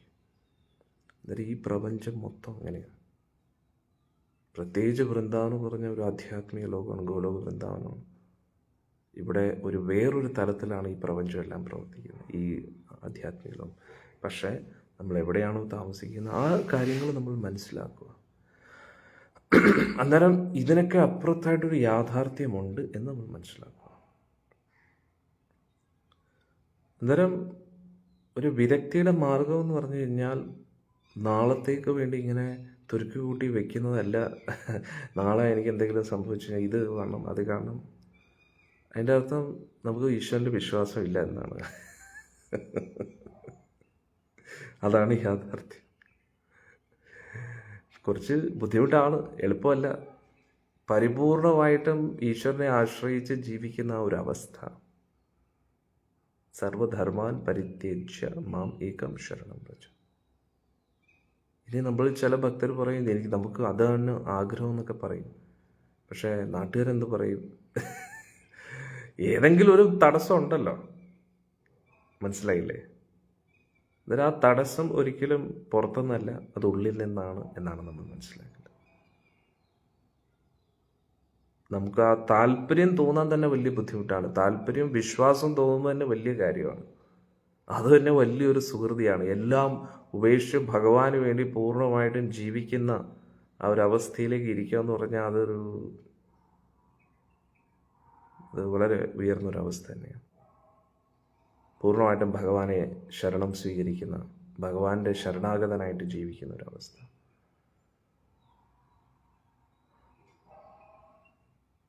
അന്നേരം അതിൽ ആ വിശ്വാസമുണ്ട്. പക്ഷെ എന്നാലും മറ്റുള്ളവരെന്ത് പറയൂ എന്നുള്ളൊരു ടെൻഷനാണെങ്കിൽ അതിൻ്റെ അർത്ഥം മറ്റുള്ളവരുടെ അംഗീകാരവും ബഹുമാനം, ബഹുമതി പ്രതീക്ഷിക്കുന്നതാണ്. ഇതിനെ രണ്ടിനെ നമ്മൾ മറികടക്കണം. ഗോപികമാർ ഇത് രണ്ടിനെയും മറികടന്നു. അവർക്ക് അവരുടെ സ്വന്തം കാര്യത്തെക്കുറിച്ചുള്ള ചിന്തകളില്ല. അവർക്ക് മറ്റുള്ളവരുടെ അംഗീകാരമോ ബഹുമാനമോ ബഹുമതിയോ അവരുടെ സുരക്ഷിതത്വമോ അതിലൊന്നും താല്പര്യമില്ല. ഇത് രണ്ടിനെയും മറികടന്നുകൊണ്ടാണ് അവർക്ക് ഭഗവാന്റെ ലീലകളിൽ പങ്കെടുക്കാൻ കഴിയും. അതുകൊണ്ട് നമ്മൾ ആ ഒരു ഭാവത്തിലെത്തിയെങ്കിൽ മാത്രമേ വ്രജത്തിലെ ഒരു ഗോപികയാകാൻ കഴിയൂ. ആ ഒരു ഭാവത്തോടു കൂടി ഹരേ കൃഷ്ണ മഹാമന്ത്രം ജപിച്ചാൽ മാത്രമേ എല്ലാം ശരിയാവും. ഒരു സൈഡിൽ കൂടെ ഹരേ കൃഷ്ണ മഹാമന്ത്രം ജപിക്കുന്നു, ഭൗതിക ആസക്തികൾ വിടുന്നുമില്ല. ഈ ലോകത്തിൽ ഈ ശരീരത്തെ നിലനിർത്താനും ശരീരമായിട്ട് ബന്ധപ്പെട്ട വസ്തുവകകളെയും ബന്ധങ്ങളെയും നിലനിർത്താനാണ് നമ്മുടെ ശ്രമമെങ്കിൽ ഇനി എല്ലാ കാര്യങ്ങളും നമ്മുടെ ഫ്യൂച്ചർ സെക്യൂർ ആക്കിയിട്ട് ഭഗവാന്റെ സേവനം ചെയ്യാനാണ് നമ്മുടെ താല്പര്യമെങ്കിൽ അപ്പോഴത്തേക്ക് നമ്മുടെ അവസരങ്ങളൊക്കെ നഷ്ടപ്പെട്ടു പോകാൻ സാധ്യതയുണ്ട്. നഷ്ടപ്പെടത്തില്ല. ഏത് അവസരത്തിലും ഇത്രയും ജന്മങ്ങൾ നമ്മൾ വെറുതെ കളഞ്ഞു കുളിച്ചില്ലേ, ഇനിയും കുറേ ജന്മങ്ങൾ നമുക്ക് കാണും. ഭഗവാൻ എത്ര ജന്മങ്ങൾ കഴിഞ്ഞാലും നമുക്ക് അവസരം നൽകാം. കാരണം ഭഗവാൻ ഒരുപാട് ക്ഷമയുണ്ട്, ഒരുപാട് കാരുണ്യമുണ്ട്. നമുക്കിത് രണ്ടുമില്ല. ഭഗവാൻ എത്രയോ ജന്മങ്ങളായിട്ട് നമുക്ക് വേണ്ടി കാത്തിരിക്കുന്നു. കോടാനുകോടി ജന്മങ്ങൾ, എത്രയോ. നമ്മൾ ഈ സൃഷ്ടിയിൽ വന്നപ്പോൾ മുതൽ, ആധ്യാത്മിക ലോകത്തിൽ നിന്ന് ഇവിടെ വന്നപ്പോൾ മുതൽ ഭഗവാൻ നമുക്ക് വേണ്ടി കാത്തിരിക്കുകയാണ്. പുതിയ ആൾക്കാർക്ക് സംശയം തോന്നും, നമ്മൾ എന്തിനാണ് ഈ ഭൗതിക ലോകത്തിൻ്റെ ആവശ്യം, ഭഗവാൻ സൃഷ്ടിക്കാതിരുന്നാൽ പോരെ. അത് നമ്മുടെ ഭക്തർക്കറിയാം. ഭഗവാനായിട്ട് സൃഷ്ടിക്കുന്നതല്ല, നമ്മൾ ഭഗവാനെ നിർബന്ധിപ്പിക്കുകയാണ് സൃഷ്ടിക്കാൻ വേണ്ടി. ഈ കൊച്ചുകുട്ടികൾ എങ്ങനെയാണോ കളിപ്പാട്ടത്തിന് വേണ്ടി അച്ഛനും അമ്മയെ നിർബന്ധിപ്പിക്കുന്നത്, അതേപോലെ ഈ മനുഷ്യ ശരീരത്തിന് വേണ്ടി നമ്മൾ ഭഗവാനെ നിർബന്ധിപ്പിക്കുകയാണ്. ഈ ഭൗതിക ലോകത്തിന് വേണ്ടി ഭഗവാനെ നിർബന്ധിപ്പിക്കുകയാണ്. അതുകൊണ്ടാണ് ഈ മായാലോകത്തെ ഭഗവാൻ സൃഷ്ടിച്ചത്. പക്ഷേ കളിയല്ല ജീവിതം, അല്ലേ? എപ്പോഴും ഇങ്ങനെ കളിച്ചുകൊണ്ടിരിക്കുക എന്നതല്ലല്ലോ ജീവിതം. നമ്മൾ വെറുതെ കളിച്ചുകൊണ്ടിരിക്കുകയാണ്. ഈ ശരീരമാകുന്ന കളിപ്പാട്ടവും ഈ ലോകമാകുന്ന കളിപ്പാട്ടവും ഈ ശരീരമായിട്ട് ബന്ധപ്പെട്ട വസ്തുവകകളുമായിട്ട് ഇങ്ങനെ കളിച്ചുകൊണ്ടിരിക്കുകയാണ്. അന്നേരം പുറമേ നമ്മൾ സന്യാസിയോ ഗൃഹസ്ഥനോ അതല്ല ക്വസ്റ്റ്യൻ. ഉള്ളിൽ ബോധം എന്താണ്? അന്നേരം ഉള്ളിൻ്റെ ഉള്ളിൽ നിന്ന് ഇതൊക്കെ ഇങ്ങനെയാണെന്ന് മനസ്സിലാക്കണം. പക്ഷെ ഇതിനെക്കുറിച്ച് ചിന്തിക്കാൻ പോലും പേടിയായിട്ടിരിക്കുകയാണെങ്കിൽ എല്ലാം ഉപേക്ഷിച്ചാൽ പിന്നെ എന്താവും? അയ്യോ ഇതൊക്കെ പിന്നെ ഇതില്ലേ അതില്ലേ. അതിൻ്റെ അർത്ഥം പറഞ്ഞു ഇത് തന്നെയാണ് നമ്മൾ എത്രയും കാലമായിട്ട് ചെയ്തുകൊണ്ടിരിക്കുന്നത്. ഇത് ഞാൻ എന്തിനാ പറയുന്നത്? ബ്രഹ്മദേവൻ്റെ ചിന്താഗതിയും 4 കുമാരന്മാരുടെ ചിന്താഗതിയും തമ്മിലുള്ള വ്യത്യാസത്തെക്കുറിച്ചാണ് ഞാൻ പറഞ്ഞത്. ഇത് നമ്മുടെ ഉള്ളിൽ വളരെ ക്രിസ്റ്റൽ ക്ലിയർ ആയിരിക്കണം, എങ്കിലേ നമ്മുടെ ജപം കറക്റ്റാവും. അന്നേരം നമുക്കറിയാമല്ലോ, ഈ എന്തോ ഉത്തരത്തിൽ ഉള്ളത് എടുക്കുകയും വേണം, കഷത്തിലുള്ള പോകാനും പാടില്ല. അത് നടക്കത്തില്ല. ഇതിങ്ങനെ വെച്ചോണ്ട് നമുക്ക് കൈ പൊക്കാൻ പറ്റത്തില്ല. മുകളിലുള്ള സാധനം എടുക്കണമെങ്കിൽ ഇത് വിടണം, എന്നിട്ട് മുകളിലുള്ള എടുക്കണം. അന്നേരം ഭഗവാനെയാണ് നമുക്ക് പിടിക്കേണ്ടത്. അന്നേരം ഈ കൈ പൊക്കാതെ ഭഗവാനെ പിടിക്കാൻ കഴിയില്ല. ഈ കയ്യിൽ കഷത്ത് വെച്ചുകൊണ്ടിരിക്കുന്ന എന്താണ്? നമുക്ക് നമ്മുടേതായിട്ടുള്ള സങ്കല്പങ്ങൾ, നമ്മുടേതായിട്ടുള്ള ചിന്താഗതി, ജീവിതം ഇങ്ങനെ ആയിരിക്കണം എന്ന് കുട്ടിക്കാലം മുതലേ നമ്മളെ പഠിപ്പിച്ച വ്യക്തികൾ, അവരുടെ പാഠങ്ങൾ നമ്മുടെ ഉള്ളിലങ്ങ് കിടക്കുകയാണ്. അതിൽ നിന്ന് നമ്മൾ പുറത്തു വരുന്നില്ല. ഒരു ഉദാഹരണം പറയുന്നുണ്ട് ആചാര്യന്മാരൊക്കെ. അത്രയും വലിയ ആനയെ നിയന്ത്രിക്കുന്ന ചെറിയൊരു തോട്ടിയാണ്. ആന നന്നായിട്ടൊന്ന് ശ്രമിച്ചു കഴിഞ്ഞാൽ ആ തോട്ടി ഓടിക്കാൻ പറ്റും. വലിയ മരങ്ങൾ വരെ പൊട്ടിക്കുന്ന ആളാണ്. തൂക്കി എറിയാൻ കഴിവുള്ള ആളാണ് ആന എന്ന് പറയുന്നത്. പക്ഷെ ചെറിയൊരു തോട്ടി കാണുമ്പോൾ ആന പേടിക്കുന്നു. എന്തുകൊണ്ട്? കാരണം കുട്ടിക്കാലം മുതലേ അങ്ങനെ പേടിപ്പിച്ച് വെച്ചിരിക്കുകയാണ് ആനയെ. കുട്ടിക്കാലം മുതലല്ലെങ്കിൽ കുറേ കാലങ്ങളായിട്ട്. അന്നേരം അങ്ങനെ ആയിപ്പോയി മനസ്സ്. അതേപോലെ നമ്മുടേതായിട്ടുള്ള സാങ്കല്പിക ലോകത്തിൽ ഇതെൻ്റെ ഉത്തരവാദിത്വമാണ്, ഇതെൻ്റേതാണ്, ഇതെൻ്റെ ഇതാണ് അതാണ്, അത് നമ്മുടെ ഉള്ളിലങ്ങ് ആയിപ്പോയി. ഇപ്പോൾ SP അടിക്കുന്നതല്ല, SP എന്ന് പറഞ്ഞാൽ സ്വയം പുകഴ്ത്തൽ, അങ്ങനെയല്ല. ഇപ്പം എൻ്റെ ജീവിതത്തിൽ ഞാൻ നോക്കുകയാണെങ്കിൽ, ഞാൻ 21ാമത്തെ വയസ്സിൽ ആശ്രമ ജീവിതം തിരഞ്ഞെടുക്കുമ്പോൾ എൻ്റെ മുമ്പിൽ അച്ഛനില്ല, അമ്മ മാത്രമേ ഉള്ളൂ. അതൊരു ആശ്രമ ജീവിതം തിരഞ്ഞെടുക്കുമ്പോൾ എല്ലാവരും പറഞ്ഞു, നിനക്കൊരിക്കലും ജോയിൻ ചെയ്യാൻ കഴിയില്ല, ഒരിക്കലും ജോയിൻ ചെയ്യാൻ. നിൻ്റെ അമ്മയുടെ കാര്യം എന്താവും? യാഥാർത്ഥ്യമാണ്. ഭൗതിക കാര്യത്തിൽ ഭൗതിക നോട്ടത്തിലൂടെ, വീക്ഷണത്തിലൂടെ നമ്മൾ നോക്കുമ്പോൾ ഇത് വലിയൊരു ക്വസ്റ്റ്യൻ മാർക്കാണ്. അന്ന് എൻ്റെ ലോജിക്ക് വെച്ച് ഞാൻ ചിന്തിക്കുകയായിരുന്നെങ്കിൽ, ഞാൻ കുട്ടിക്കാലം മുതലേ വളർന്ന സാഹചര്യം വെച്ച് നോക്കുകയാണെങ്കിൽ എനിക്ക് ആ തീരുമാനം ഒരിക്കലും എടുക്കാൻ കഴിയില്ലായിരുന്നു. പക്ഷേ ഗുരുവായൂരപ്പൻ്റെ കാരുണ്യം കൊണ്ട് മാത്രമാണ് ഞാൻ ഇവിടെ ഇരിക്കുന്നത് ഇപ്പോൾ. അതാണ് മനസ്സിലാക്കേണ്ടത്. അന്ന് ഞാൻ ആ തീരുമാനം എടുക്കുന്ന സമയത്ത് ഉള്ളിൻ്റെ ഉള്ളിൽ നിന്ന് ഒരുപാട് ചോദ്യങ്ങളുണ്ടായിരുന്നു. ഞാൻ ചെയ്യുന്നത് ശരിയാണോ നമ്മൾ മനസ്സിലാക്കുക. നമ്മുടെ ഭൗതിക ജീവിതത്തിനും അപ്പുറത്തായിട്ടിരിക്കുന്ന ആധ്യാത്മിക ജീവിതത്തിലേക്ക് വേണ്ടി നമ്മൾ കുതിക്കുന്ന സമയത്ത്, കുതിക്കുന്നു എന്ന് തന്നെ ഞാൻ പറയുന്നു, ലങ്കയിലേക്കുള്ള ഒരു ചാട്ടം പോലെ തന്നെയാണിത്. എന്നിട്ട് നമുക്ക് ഭയം തോന്നും, നമ്മൾ വീണ് പോകുമോ, ഇടയ്ക്ക് അവിടെ ഇല്ല ഇവിടെ ഇല്ലാത്ത അവസ്ഥയിലേക്ക് ആയി പോകുമോ. ആ ഭയത്തെയാണ് നമ്മൾ ആദ്യം മാറ്റേണ്ടത്. ആ ഭയം, ഞാൻ പൂർണ്ണമായിട്ടും ഭഗവാന്റെ സേവനത്തിന് വേണ്ടി ഈ ജീവിതത്തെ സമർപ്പിച്ചു കഴിഞ്ഞാൽ നാട്ടുകാരെന്ത് പറയും, ഇത് കുറേ കഴിഞ്ഞതിന് ശേഷം എനിക്ക് ഈ സേവനം തുടരാൻ പറ്റിയില്ലെങ്കിൽ എന്താവും, എൻ്റെ ഫ്യൂച്ചർ എന്തായിരിക്കും, ഇതൊക്കെ ചിന്തിച്ചുകൊണ്ടിരുന്നു കഴിഞ്ഞാൽ ഒരിക്കലും നടക്കത്തില്ല. ചാടുക, എടുത്തു ചാട്ടം എന്ന് പറയത്തില്ലേ, ഭക്തിയിൽ എടുത്തു ചാടിയേ പറ്റൂ. ഭൗതിക ലോകത്തിൽ എടുത്തു ചാടരുത്. പക്ഷെ നേരെ തിരിച്ചാണ് നമ്മൾ ചെയ്യുന്നത്. ഭൗതിക ലോകത്തിൽ ഓരോ തീരുമാനങ്ങൾ വരുമ്പോഴും നമ്മൾ എടുത്തു ചാടും. നമ്മൾ കണ്ണ് തുറന്ന് നോക്കാറില്ല, ചെവി തുറന്ന് കേൾക്കാറില്ല. എടുത്തു ചാട്ടമാണ്. ഭൗതിക ലോകത്തിലെ എല്ലാ കാര്യത്തിനും നമ്മൾ എടുത്തു ചാടും. ഹൃദയം കൊണ്ട് എല്ലാവരെയും വിശ്വസിക്കുക, എല്ലാത്തിനെയും വിശ്വസിക്കുക. ഇവരെല്ലാം എന്നും നമ്മുടെ കൂട്ടത്തിൽ കാണുമെന്ന് വിശ്വസിക്കുക. ഈ ശരീരത്തെയാണ് നമ്മൾ ഏറ്റവും കണ്ണടച്ച് വിശ്വസിക്കുന്ന ഒരു സാധനം. നമ്മൾ 24 മണിക്കൂറും തീറ്റിപ്പോറ്റുന്നത് ഈ ശരീരത്തെയാണ്. ഈ ശരീരത്തിന് നല്ല AC റൂം കൊടുക്കുക, നല്ല കിടക്ക കൊടുക്കുക, നല്ല ഭക്ഷണം കൊടുക്കുക. ഇതിനെ നിലനിർത്താൻ വേണ്ടിയാണ് നമ്മൾ അഹോരാത്രം കഷ്ടപ്പെട്ടുകൊണ്ടിരിക്കുന്നത്. പക്ഷെ ഈ ശരീരം നമ്മളെ ചതിക്കും. തീർച്ചയായിട്ടും, ഉറപ്പായിട്ടും ചതിക്കും. ചതിച്ചുകൊണ്ടിരിക്കുകയല്ലേ. ഇതിൽ നിന്ന് വേദനകൾ നമ്മൾക്ക് കിട്ടുന്നില്ലേ? ഇത്രയും തീറ്റിപ്പോറ്റിയിട്ടോ തിരിച്ചൊരു നന്ദി ഈ ശരീരത്തിന് നമ്മളോടുണ്ടോ? നമ്മളെ ഏറ്റവും കൂടുതൽ സ്നേഹിക്കുന്ന നമ്മുടെ മോസ്റ്റ് പ്രഷ്യസ് ഒബ്ജക്റ്റ് ഈ ലോകത്തിൽ, ഇത് ശുകദേവ ഗോസ്വാമി പറഞ്ഞ, ഈ ലോകത്തിൽ എല്ലാവരും ഏറ്റവും കൂടുതൽ സ്നേഹിക്കുന്ന അവരുടെ ശരീരത്തെയാണ്, ബദ്ധാത്മാക്കൾ. അതൊരു ഈ ശരീരം പോലും നമ്മളെ ചതിക്കുമെങ്കിൽ ഈ ശരീരമായിട്ട് ബന്ധപ്പെട്ട ബാക്കി കാര്യങ്ങളെക്കുറിച്ച് എന്ത് പറയാനാണ്?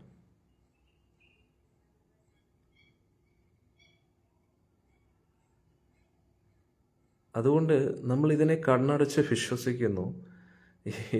ഈ ശരീരമായിട്ട് ബന്ധപ്പെട്ട എല്ലാ കാര്യത്തിലും നമ്മൾ ആക്രാന്തവും ആർത്തിയും കാണിക്കുന്നു. നാമജപിക്കാൻ ആർത്തിയില്ല, ആക്രാന്തമില്ല. സത്സംഗം കേൾക്കാൻ ആക്രാന്തമില്ല. നിങ്ങളെക്കുറിച്ചല്ല, പൊതുജനങ്ങളെക്കുറിച്ചാണ് പറയുന്നത്. ഇത് സർവീസ് ചെയ്യാൻ, ഭഗവാന് വേണ്ടി സേവനം ചെയ്യാനും താല്പര്യമില്ല. അന്നേരം ഇപ്പോൾ നിങ്ങൾ ഭക്തർ നാമം ജപിച്ചു, സത്സംഗം കേൾക്കുന്നു, ഇനി അടുത്ത ലെവല് സേവനത്തിന് വേണ്ടി ജീവിതത്തെ സമർപ്പിക്കുന്നതാണ്. അവിടെയാണ് നിങ്ങളിപ്പോൾ വന്നിരിക്കുന്നത്. പക്ഷേ നിങ്ങൾ ചിന്തിക്കുകയാണ്, എന്താവോ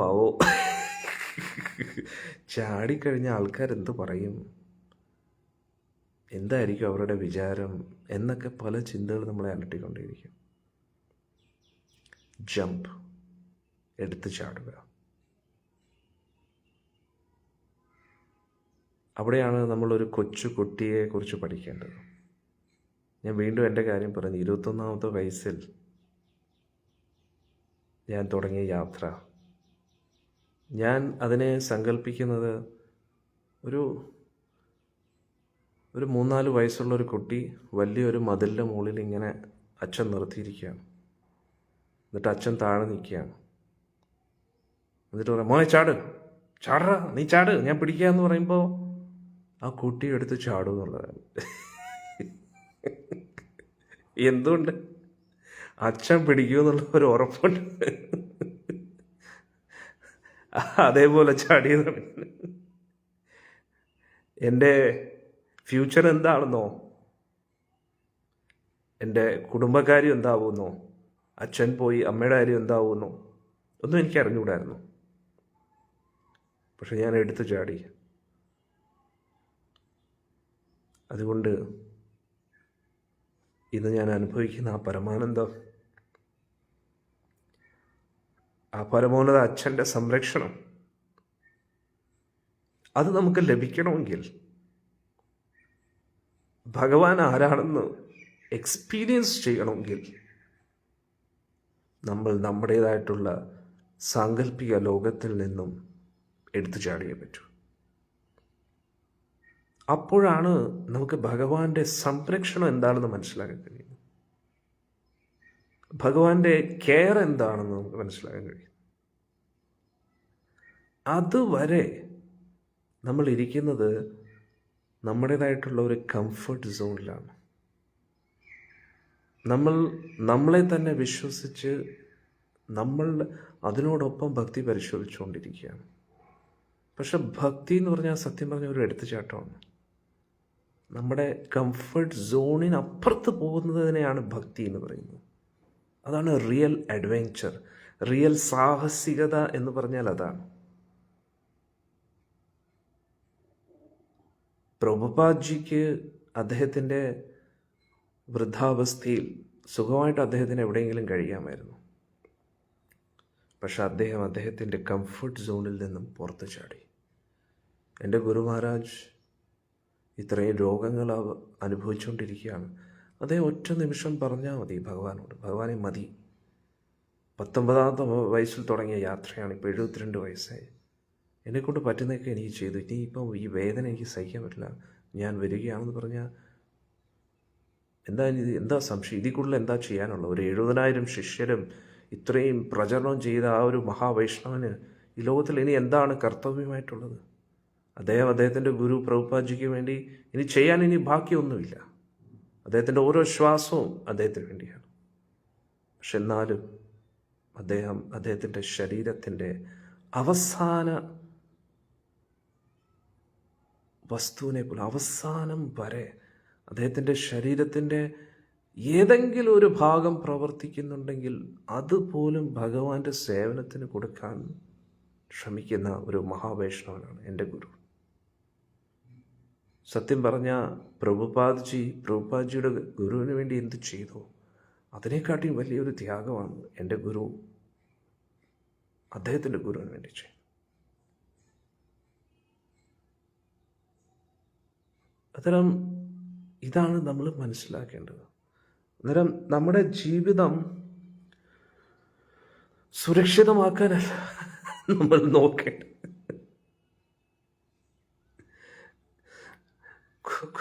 നമ്മുടെ ജീവിതത്തിൻ്റെ സെക്യൂരിറ്റി അല്ല നമ്മൾ നോക്കേണ്ടത്, എല്ലാ സെക്യൂരിറ്റിയും മറികടക്കുക എന്നതാണ്. നമ്മുടെ സെക്യൂർ ലൈഫിന് അപ്പുറത്ത് പോവുക, അവിടെയാണ് റിയൽ സെക്യൂരിറ്റി ഇരിക്കുന്നത്. നമ്മൾ വിചാരിക്കുന്നു ഇതാണ് യഥാർത്ഥ സെക്യൂരിറ്റി, പക്ഷെ ഇതല്ല റിയൽ സെക്യൂരിറ്റി. ഭഗവാന്റെ കൈകളിൽ എത്തുന്നത് വരെ നമ്മൾ സെക്യൂറല്ല. നമ്മൾ വിചാരിക്കുന്നു ആ മതിലിൻ്റെ മുകളിൽ നിൽക്കുമ്പോൾ നമ്മൾ സേഫാണെന്നോ, പക്ഷെ നേരത്തെ ചൊവ്വ നിൽക്കാൻ പോലും നമുക്ക് അറിഞ്ഞുകൂടാ. ഒന്ന് കാല് തെറ്റിയാൽ വീഴും. നമ്മൾ സുരക്ഷിതരാകുന്നത് ഭഗവാനെ ആശ്രയിച്ച്, പൂർണ്ണമായിട്ടും ഭഗവാനെ ആശ്രയിച്ച് ഭഗവാന് വേണ്ടി നമ്മുടെ ജീവിതം സമർപ്പിക്കുന്നത് വരെ നമ്മൾ സുരക്ഷിതരല്ല. ബാക്കി ഈ ലോകത്തിൽ നമ്മൾ ആർക്ക് വേണ്ടി എന്തൊക്കെ ചെയ്താലും എല്ലാം വെറുതെയാണ്. അതാണ് യാഥാർത്ഥ്യം. അധർമ്മം ചെയ്യുന്നതിനെക്കാട്ടി നല്ലതാണ് തീർച്ചയായിട്ടും കർത്തവ്യങ്ങൾ ചെയ്യുന്നത്. പക്ഷെ പരമോന്നതമായിട്ടുള്ള കർത്തവ്യം ഭഗവത് സേവനമാണ്. ഭഗവാന് വേണ്ടി ജീവിതം സമർപ്പിക്കാതെ നമ്മൾ എന്തൊക്കെ ചെയ്താലും അത് നിരർത്ഥകമാണ്. ഉടനെ നമ്മൾ ചിന്തിക്കും, അത് സ്ത്രീജനങ്ങൾക്ക് ബുദ്ധിമുട്ടല്ലേ, നമ്മൾ നമ്മുടേതായിട്ടുള്ള കുടുംബജീവിതത്തിൽ ഇരിക്കുകയല്ലേ. അതെല്ലാം ചിന്താഗതിയാണ്, വീക്ഷണമാണ്. ഒരു സ്ത്രീ, ഞാൻ സ്ത്രീയാണെന്ന് ചിന്തിച്ചു കഴിഞ്ഞാൽ ഓക്കെ, സ്ത്രീയുടേതായിട്ടുള്ള പരിമിതികൾ നിങ്ങൾക്കുണ്ട്. പക്ഷേ ഒരാത്മാവ് മനസ്സിലാക്കുക, ശരീരം കൊണ്ട് ആണാണെങ്കിലും പെണ്ണാണെങ്കിലും ഈ ലോകത്ത് ഒരു സാഹചര്യവും ഭഗവാന്റെ സേവനം ചെയ്യാൻ അനുകൂലമായിരിക്കത്തില്ല. കാരണം നമ്മൾ താമസിക്കുന്ന ലോകം ഭൗതിക ലോകമാണ്, കലിയുഗമാണ്. അതുകൊണ്ട് ഈ ലോകത്തിൽ നമ്മൾ പറയുന്നു എല്ലാം ശരിയായിട്ട് നമ്മൾ ഭഗവാന്റെ സേവനം ചെയ്യുക, അതൊരിക്കലും നടക്കാത്ത കാര്യമാണ്. നമ്മുടെ പ്രതീക്ഷകളാണ് അങ്ങനെ. നമ്മൾ വിശ്വസിക്കുന്നു മുന്നോട്ടെല്ലാം ശരിയാവും. മുന്നോട്ട് കാര്യങ്ങൾ കൂടുതൽ കോംപ്ലിക്കേറ്റഡ് ആവത്തേ ഉള്ളൂ. സമയത്തിനനുസരിച്ച് എല്ലാം ശരിയായാലും താല്പര്യം കുറയും, നമുക്ക് സേവനം ചെയ്യാനുള്ള വിശ്വാസവും കുറയും. അതാണ് പറയുന്നത് എടുത്തുചാട്ടം എന്ന് പറയുന്നത്. എടുത്തുചാട്ടം എന്ന് പറഞ്ഞാൽ എന്താ? മുന്നും പിന്നും നോക്കാതെ അങ്ങ് എടുത്തു ചാടുന്നു. കൃഷ്ണഭക്തിയിൽ എടുത്തു ചാടിയേ പറ്റൂ, അല്ലെങ്കിൽ ഭക്തിയിൽ പുരോഗമിക്കാൻ കഴിയില്ല. ആ ഒരു എടുത്തുചാട്ടത്തിൻ്റെ റിസൾട്ട് നമുക്ക് പിന്നെയാണ് കിട്ടുന്നത്. ആ എടുത്തുചാട്ടമാണ് വിശ്വാസം എന്ന് പറയുന്നത്. രുക്മിണി ദേവി ഭഗവാനെ കണ്ടിട്ടില്ലായിരുന്നു, ഭഗവാനെക്കുറിച്ച് കേട്ടിട്ടേ ഉള്ളൂ. അന്നേരം എഴുതിയത് ഒരു എടുത്തുചാട്ടമാണ്. ഭഗവാൻ വരും എന്നൊരു വിശ്വാസവും ഒരു എടുത്തുചാട്ടമാണ്. ഒരു ബ്രാഹ്മണനെ അയച്ചതും ഒരു എടുത്തുചാട്ടമാണ്. ഭഗവാനെ കണ്ടപ്പോൾ മുന്നും പിന്നും നോക്കാതെ രഥത്തിൽ കയറിയതും ഒരു എടുത്തുചാട്ടമാണ്. പക്ഷെ അതൊന്നും വെറുതെ ആയില്ല. ശില പ്രഭുപാദ്ജി 24-ാമത്തെ വയസ്സിൽ അദ്ദേഹത്തിൻ്റെ ഗുരുവിനെ കണ്ടു. അദ്ദേഹത്തിൻ്റെ കുടുംബജീവിതമൊക്കെ മാറ്റിവെച്ച് ഭഗവാന് വേണ്ടി സേവനം ചെയ്ത ഒരു എടുത്തുചാട്ടമായിരുന്നു. അദ്ദേഹത്തിൻ്റെ ഗുരുവും ഒരു എടുത്തുചാട്ടമാണ് ശില ഭക്തി സിദ്ധാന്ത സരസ്വതി ഠാക്കൂർ. എൻ്റെ ഗുരു മഹാരാജും 19-ാമത്തെ വയസ്സിൽ ഗുരുവിനെ കണ്ടു, പ്രഭുപാദ്ജിയെ. അദ്ദേഹവും എടുത്തുചാടി, ഞാനും എടുത്തുചാടി.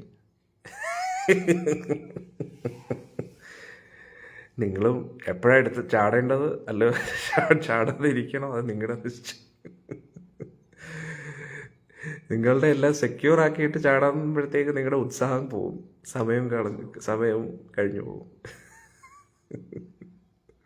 അതുകൊണ്ട് എല്ലാം ശരിയായിട്ട് പൂർണ്ണമായിട്ട് നിൽക്കാന്ന് പറഞ്ഞാൽ അത് നമ്മുടെ കയ്യിലല്ല. സമയം ഇങ്ങനെ മാറിക്കൊണ്ടേയിരിക്കും. എപ്പോൾ എന്താ സംഭവിക്കുമോ പറയാൻ പറ്റത്തില്ല. ഒരുപക്ഷെ അതിനു മുമ്പേ നമ്മൾ ഈ ലോകം വിട്ടിട്ടങ്ങ് പോകും. അതുകൊണ്ട് എന്തായാലും ജീവിതത്തിൻ്റെ പെർഫെക്ഷൻ എന്ന് പറഞ്ഞു കഴിഞ്ഞാൽ പൂർണ്ണമായിട്ടും ഭഗവാന്റെ സേവനത്തിന് വേണ്ടി ജീവിതം സമർപ്പിക്കുക. Dedicating our life for Krishna with determination. ഉറച്ച തീരുമാനത്തോടെ എന്ത് വന്നാലും. എന്നിട്ട് നമ്മൾ ഭക്തിയിൽ വന്നു കഴിഞ്ഞാൽ എല്ലാം എളുപ്പമാണെന്നാണോ? നിങ്ങൾക്കറിയാമല്ലോ എൻ്റെ ജീവിതത്തിൽ എന്തൊക്കെയാണ് നടന്നത്. പൂർണ്ണമായിട്ട് സന്യാസിയായിട്ട് പോലും ഇത്രയും കോംപ്ലിക്കേഷൻസ് ഉണ്ട്. ഞാനെന്താ വേറെ എന്തെങ്കിലും ആഗ്രഹിക്കുന്നത്? ഞാൻ തിന്നും കുടിച്ചു ഉറങ്ങിയും സമാനമായിട്ട് ഇരിക്കാൻ വേണ്ടിയാണോ ഞാൻ ഇതൊക്കെ ചെയ്യുന്നില്ല? അങ്ങനെയാണെങ്കിൽ പിന്നെ ഇത്രയും കോംപ്ലിക്കേഷൻസ് ഇല്ല. വളരെ ലൈഫ് വളരെ സിമ്പിളാണ്. പക്ഷേ പ്രചരണം ചെയ്യുന്ന പറഞ്ഞാൽ എളുപ്പമല്ല. ഒരു കുടുംബ ജീവിതത്തെക്കാട്ടിയും ഏറ്റവും കൂടുതൽ സ്ട്രഗിൾസാണ്. ഇപ്പോൾ വൃന്ദാവനത്തിലെ ആശ്രമവും ഗുരുവായൂരിലെ ആശ്രമവും എത്ര എക്സ്പെൻസസ് ആണ്. ഇതെങ്ങനെ നടന്നു പോകുന്നു എനിക്കറിഞ്ഞൂടാ. ഭഗവാന്റെ കാരുണ്യമൊന്നും മാത്രമേ പറയാൻ കഴിയൂ. ഓരോ ഭക്തർക്കും ആ ഒരു ദാനധർമ്മം ചെയ്യാൻ തോന്നുന്ന ഒരു മനസ്സ്, ഇനി അത് ലഭിച്ചാലും ഇല്ലെങ്കിലും എന്തായാലും അത് കൊടുത്തേ പറ്റൂ. എങ്ങനെയൊക്കെയോ അത് അറ്റം മുട്ടിക്കുന്നുണ്ട് ഭഗവാൻ.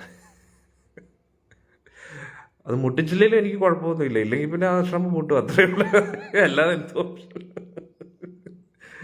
ഞാൻ അദ്ദേഹത്തിനോട് പറയും, ഇത് അങ്ങയുടേതാണ്, ഇത് നടത്തിക്കൊണ്ട് പോകേണ്ടത് അങ്ങാണ്. എൻ്റെ കഴിവിൻ്റെ മാക്സിമം ഞാൻ എന്തൊക്കെയാണ് ചെയ്യേണ്ടത് ഞാൻ ചെയ്യും. എനിക്ക് വേറെ ഒന്നും ചെയ്യാൻ പറ്റില്ല. എൻ്റെ സർവീസ് എന്താ? അങ്ങയുടെ പ്രചരണം. അതെൻ്റെ കഴിവിൻ്റെ മാക്സിമം ഞാൻ ശ്രമിക്കും. അവസാന ശ്വാസം വരെ ചെയ്യാൻ പറ്റണേ, അതിനുള്ള അവസരവും കഴിവും അങ്ങ് നൽകണേ, പ്രചോദനവും നൽകണേ എന്നാണ് ഞാൻ ഭഗവാനോട് പ്രാർത്ഥിക്കുന്നത്. ശ്രീമതി രാധാരവിധം പ്രാർത്ഥിക്കും. അന്നേരം ഞാൻ പറഞ്ഞു വന്നത്, ഭഗവാന്റെ സേവനം ചെയ്യുമ്പോഴും ഒരുപാട് കോംപ്ലിക്കേഷൻസ് ഉണ്ടാകും. യാത്രയുടെ ഇടയിലും പല നമ്മുടെ ഗ്രൂപ്പിലുള്ള ഭക്തർ ഒത്തുചേർന്ന് വരുമ്പോൾ സത്സംഗത്തിൽ കേട്ട കാര്യങ്ങളൊക്കെ അവർ മറന്നുപോകും. തമ്മി അസൂയ, കുശുമ്പ്, ഇതൊക്കെ അവരുടേതായിട്ടുള്ള തറ സ്വഭാവങ്ങളൊക്കെ പുറത്തിറക്കുന്നു.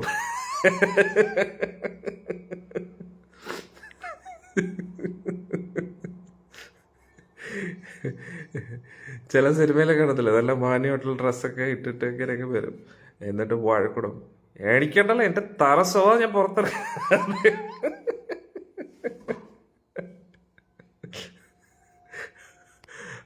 അന്നേരം ആദ്യത്തെ 2-3 ദിവസമൊന്നും കുഴപ്പമില്ല.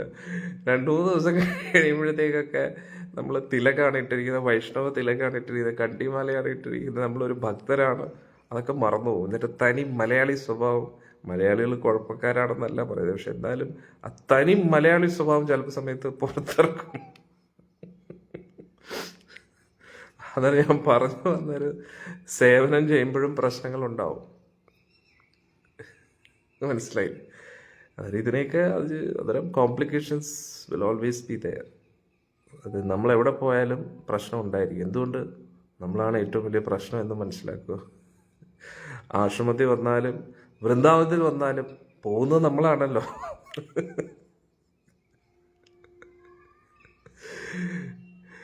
ഇപ്പോൾ ഒരു വ്യക്തി ഒരു സ്ഥലത്ത് എത്തിട്ട് ഇവിടെ ഭയങ്കര ദുർഗന്ധമാണല്ലോ, ഭയങ്കര ദുർഗന്ധം ഇവരുടെ ബാഗിൽ നിന്നായിരിക്കും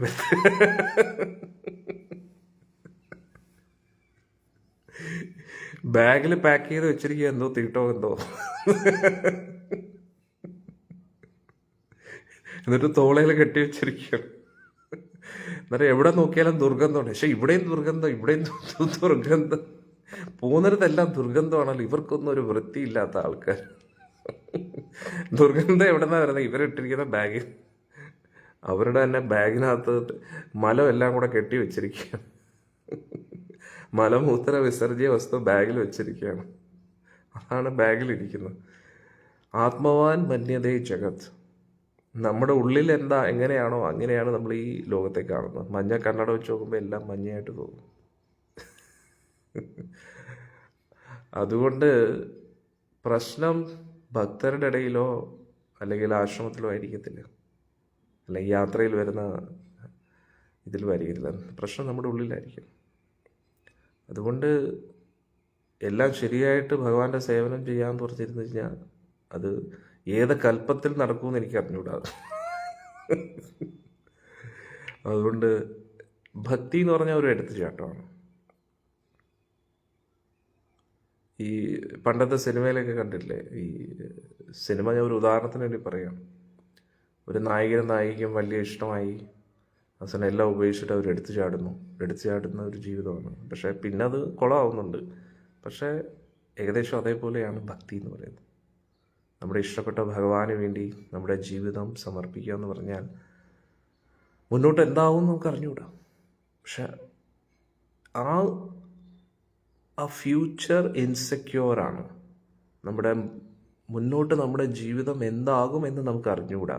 അത് തന്നെയാണ് ഭക്തിയുത സേവനം ചെയ്യാനുള്ള നമ്മൾ കൊടുക്കേണ്ടി വരുന്ന വില. We have to pay the price. എല്ലാം സെക്യൂറായിട്ട് നമ്മൾ ഭക്തിയിലേക്ക് വരുമ്പോൾ അത് ഒരു സുഖമില്ല.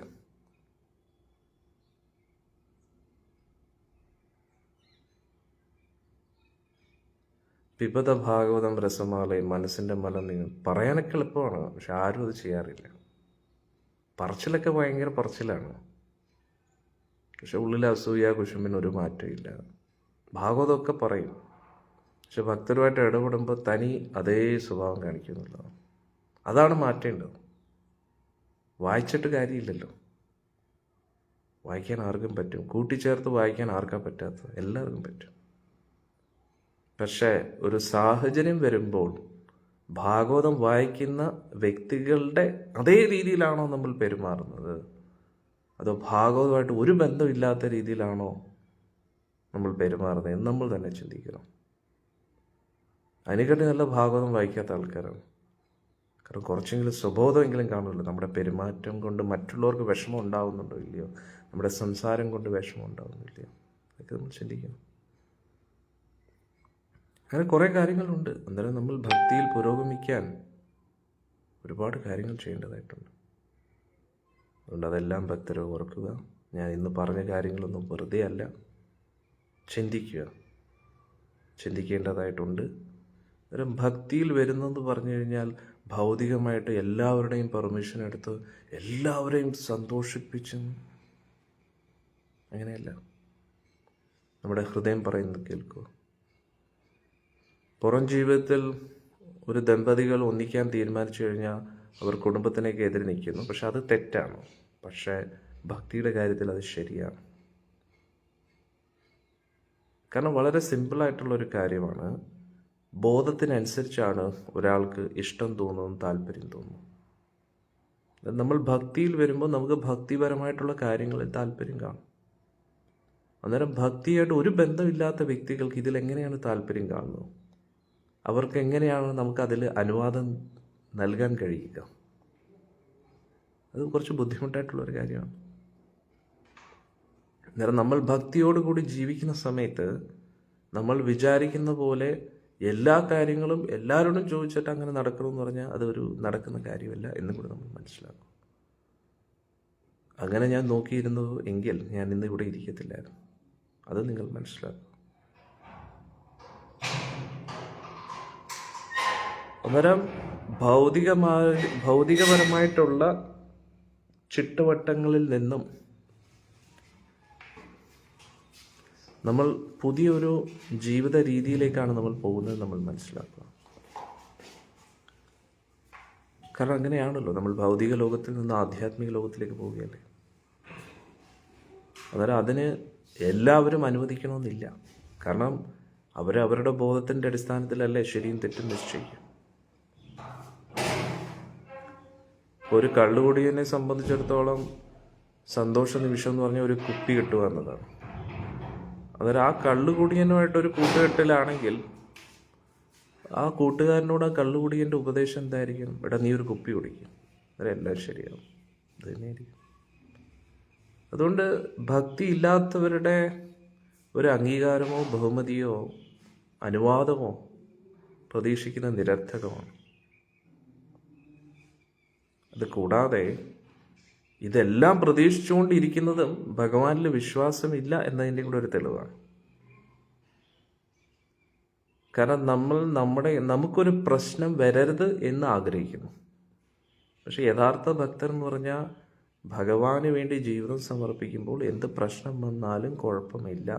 ഇപ്പം പ്രഹ്ലാദ മഹാരാജിൻ്റെ കാര്യം കണ്ടില്ലേ? സ്വന്തം അച്ഛൻ വരെ എതിരാണെന്നു. അദ്ദേഹത്തെ കൊല്ലാൻ വരെ നോക്കുകയാണ് പല രീതിയിലും. ഒരു പ്രാവശ്യം എത്ര പ്രാവശ്യം കൊല്ലാൻ നോക്കി. അതിനെയാണ് ഉറച്ച ഭക്തി എന്ന് പറയുന്നത്. അന്നേരം ഗോപികമാരുടെ വൃന്ദാവനവാസികളുടെ ഭക്തി പ്രഹ്ലാദന്റെ ഭക്തിയെക്കാട്ടി ഉയർന്ന ഭക്തി. അന്നേരം എന്തുമാത്രം വിശ്വാസം ഭഗവാനിൽ വേണം എന്നാണ് നമ്മൾ മനസ്സിലാക്കുന്നത്. വിശ്വാസത്തിന്റെ അടിസ്ഥാനത്തിലാണ് നമ്മൾ ഭക്തിയിൽ പുരോഗമിക്കുന്നത്. വിശ്വാസത്തോടു കൂടി ജപിക്കുന്നതിനനുസരിച്ചാണ് നമ്മൾ ഭക്തിയിൽ പുരോഗമിക്കുന്നത്. അല്ല, ജപം എന്ന് പറഞ്ഞാൽ നാവ് കൊണ്ട് ഉച്ചരിക്കുന്നത് മാത്രമല്ല ജപം. നാവ് കൊണ്ട് ഉച്ചരിക്കുകയും ചെവി കൊണ്ട് കേൾക്കുകയും ഹൃദയം കൊണ്ട് ഭഗവാനിൽ വിശ്വാസം വേണം. പക്ഷെ ഹൃദയത്തിൽ എപ്പോഴും ഭൗതിക ലോകത്താണ് നമ്മൾ വിഹരിക്കുന്നതെങ്കിൽ, ഭൗതിക സങ്കല്പത്തിൽ നിന്ന് നമ്മൾ പുറത്തു വരുന്നില്ലെങ്കിൽ പിന്നെ കാര്യമില്ല. അതുകൊണ്ട് ഇതെല്ലാം ഭക്തർ മനസ്സിലാക്കുക. ഞാൻ നേരം പോക്കിന് വേണ്ടി പറയുന്നതല്ല. ഇത് നിങ്ങളുടെ ജീവിതമാണ്. അത് സീരിയസ്ലി എടുക്കേണ്ട ഉത്തരവാദിത്വം നിങ്ങളുടേതാണ് എന്ന് നിങ്ങൾ മനസ്സിലാക്കുക. ഇതിലൂടെ ലഭിക്കുന്ന ലാഭം നിങ്ങൾക്ക് നഷ്ടമാണ് വെക്കാം. ഓക്കെ, ഹരേ കൃഷ്ണ. ഇത്രയും പറഞ്ഞ് നമുക്ക് ഇന്നത്തെ സത്സംഗം ഇവിടെ നിർത്താം. എന്തിനാണ് ഞാൻ ഇതൊക്കെ പറഞ്ഞത്? കാരണം നമ്മൾ ചർച്ച ചെയ്യുന്നത് 4 കുമാരന്മാരുടെ കാര്യമാണ്. സൃഷ്ടികർത്താവായ ബ്രഹ്മദേവൻ 4 കുമാരന്മാരോട് പറഞ്ഞു, നിങ്ങൾ സൃഷ്ടി ചെയ്യുമെന്ന് പറഞ്ഞപ്പോൾ അവരെന്തുകൊണ്ട് പറ്റത്തില്ല എന്ന് പറഞ്ഞു. ആ പറ്റത്തില്ല എന്ന് പറയുമ്പോഴും അതൊരു തെറ്റല്ല, ഏറ്റവും വലിയ ശരിയാണ് എന്നത് നിങ്ങളെ മനസ്സിലാക്കി തരാൻ വേണ്ടിയാണ് ഞാനിത് പറഞ്ഞത്. അന്നേരം നമ്മൾ ബ്രഹ്മദേവനെ പോലെ നമ്മൾ ചിന്തിക്കും. ഈ ലോകത്തെ നിലനിർത്തുന്നത് ബ്രഹ്മദേവൻ്റെ ലെവലില്ല, അത് ഭഗവാന്റെ സേവനം എന്ന് പറയാം. പക്ഷെ നമ്മൾ നമ്മുടെ താൽക്കാലിക ശരീരത്തെയും താൽക്കാലിക കുടുംബത്തിനെയും നിലനിർത്താൻ വേണ്ടി അഹോരാത്രം ഓടിക്കൊണ്ടേയിരിക്കുന്നു, ഒരു ലീവ് പോലും എടുക്കാതെ. അത് ഏറ്റവും വലിയ മണ്ടത്തരമാണെന്നാണ് നമ്മൾ മനസ്സിലാക്കുന്നത്. ആർക്കോ വേണ്ടി, എന്തിനോ വേണ്ടി വെറും കുറച്ച് കാശ് കിട്ടുന്നു എന്നതിൻ്റെ പേരിൽ മാത്രം നമ്മൾ ഓടിക്കൊണ്ടേയിരിക്കുന്നു. എന്തുകൊണ്ട്? ആ കാശ് കൊണ്ട് നമുക്ക് പലതും ചെയ്തെടുക്കാൻ പറ്റും, ആ സമൂഹത്തിൽ ഒരു കാര്യം നേടിയെടുക്കാൻ പറ്റും എന്നതിൻ്റെ നമ്മളുടെ ഉള്ളിൽ ഇത് ആവശ്യമാണ്, ഇത് വളരെ ഇമ്പോർട്ടൻ്റ് ആണ്, നമ്മുടെ മനസ്സിലങ്ങ് ഉറച്ചുപോയി. ഈ ലോകത്തിൽ കോടാനുകോടി രൂപ ചെലവാക്കി ഒരാൾക്ക് ജീവിക്കാം, 1 രൂപ പോലും ചെലവാക്കാതെ ഒരാൾക്ക് ജീവിക്കാൻ പറ്റും. സത്യമല്ലേ? എന്തെങ്കിലും സംശയമുണ്ടോ നിങ്ങൾക്ക്? ഒരു വ്യക്തിക്ക് ജീവിക്കാൻ കോടാനുകോടി രൂപ മാസം ചെലവാക്കിയും ജീവിക്കാം, അല്ലെങ്കിൽ ഒരു ദിവസവും തന്നെ എടുക്കാം.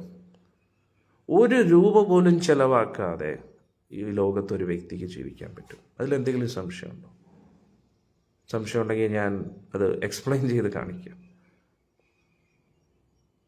ചോയ്സ് ആരുടെയാ? നമ്മുടേതാണ് എന്ന് നമ്മൾ മനസ്സിലാക്കണം. കോടാനുകോടി രൂപ അല്ലെങ്കിൽ ലക്ഷക്കണക്കിന് രൂപ കിട്ടിയാലേ നമുക്ക് കുടുംബജീവിതം കൊണ്ടുപോകാൻ പറ്റും എന്നൊരു നമ്മുടെ ഉള്ളിൽ അങ്ങനെയാണെങ്കിൽ പിന്നെ ഒന്നും ചെയ്യാൻ കഴിയില്ല. അന്നേരം നമുക്ക് ലക്ഷക്കണക്കിന് രൂപ ചെലവാക്കിയിട്ടും ജീവിക്കാൻ പറ്റും, 1 രൂപ പോലും ചെലവാക്കാതെയും ജീവിക്കാൻ പറ്റും. പക്ഷേ ഏത് ജീവിതമാണ് വേണ്ടതെന്ന്, ലക്ഷക്കണക്കിന് ജീവിതമോ അത് 1 രൂപ പോലും ചെലവാക്കാതെയോ അതോ ഇതിൻ്റെ ഇടയിൽ എന്തെങ്കിലും ആണോ എന്ന് നമ്മളാണ് തീരുമാനിക്കേണ്ടത്. അത് നമ്മുടെ മാനസിക അവസ്ഥയ്ക്ക് അനുസരിച്ചിരിക്കും. 1 രൂപ പോലും ചെലവാക്കാതെ ജീവിക്കുന്നതിനെയാണ് പൂർണ്ണമായിട്ടും ഭഗവാനെ ആശ്രയിക്കുന്നത് എന്ന് പറയുന്നത്. പക്ഷേ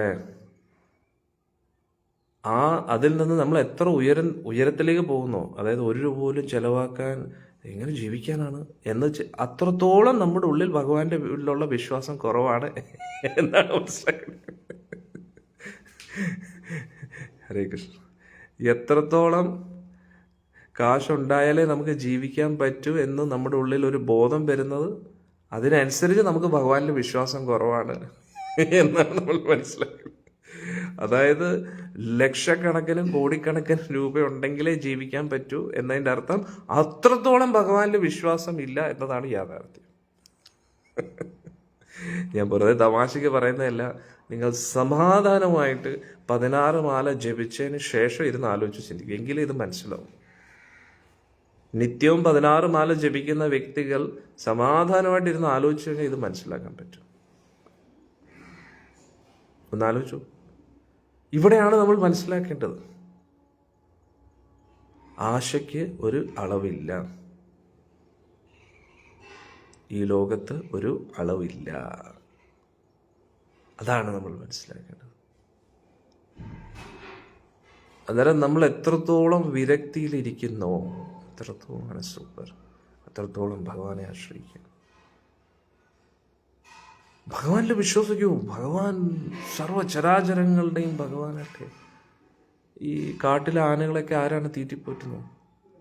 അതിനെ ഇവിടെ നാട്ടിൽ കൊണ്ടുവരുമ്പോഴാണ് നമ്മൾ ബുദ്ധിമുട്ടുന്നത് അതിനെ തീറ്റിക്കാൻ വേണ്ടി. അത് അതിൻ്റെ രീതിയിൽ കാട്ടിയിരിക്കുമ്പോൾ ആരാണ് അവിടെ ആരെങ്കിലും എന്തെങ്കിലും കൊണ്ടുപോയി കൊടുക്കേണ്ട ആവശ്യമുണ്ടോ? അത് അവരുടെ അടിപൊളിയായിട്ട് അവർ എന്തെങ്കിലുമൊക്കെ കണ്ടുപിടിച്ചോളും. ഈശാവാസ്യമിതം സർവം. ഈ പ്രപഞ്ചം മുഴുവൻ ഈശ്വരൻ്റെതാണ്. ഈ പ്രപഞ്ചത്തെ നിലനിർത്താൻ വേണ്ടിയുള്ളത് എല്ലാം ഈശ്വരൻ സർവ്വചരാചരങ്ങളിലും കൊടുത്തിട്ടുണ്ട്. സർവ്വചരാചരങ്ങളിലെയും നോക്കുന്ന ഭഗവാൻ അദ്ദേഹത്തിൻ്റെ നാമം ജപിക്കുന്ന ഭക്തർക്ക് വേണ്ടി ഒന്നും ചെയ്യത്തില്ലേ? ഒന്നും ചെയ്യത്തില്ലേ?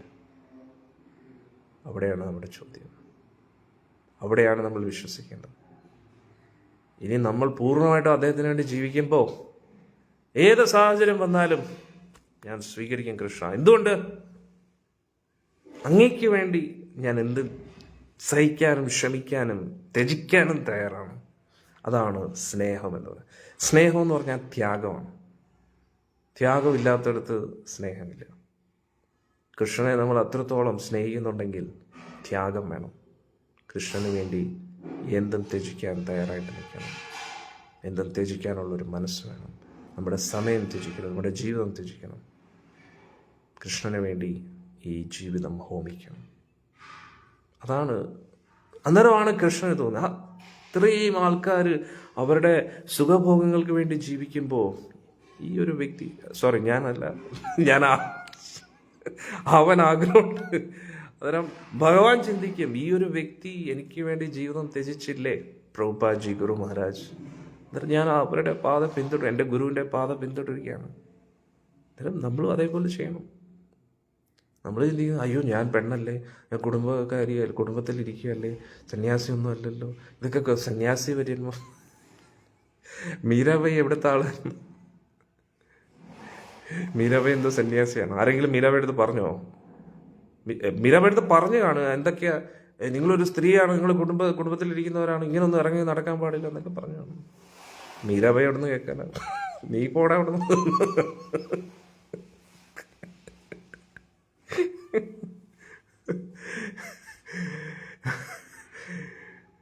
ഒരു ചെറുപ്പക്കാരിയായിട്ടുള്ള പെൺകുട്ടി ഒരു വീണയും പിടിച്ചുകൊണ്ട് നടക്കുകയാണ് ഈ ലോകത്ത്. എന്തൊക്കെ ആപത്ത് വരാൻ സാധ്യതയുണ്ടോ ഒന്ന് ചിന്തിച്ചു നോക്ക്. മേരെ തോ ഗിരിധർ ഗോപാൽ എന്ന് പറഞ്ഞിട്ട് ഒറ്റ പോക്കാണ്. കാട്ടിലൂടെ, വീടുകളിലൂടെ, നഗരങ്ങളിലൂടെ.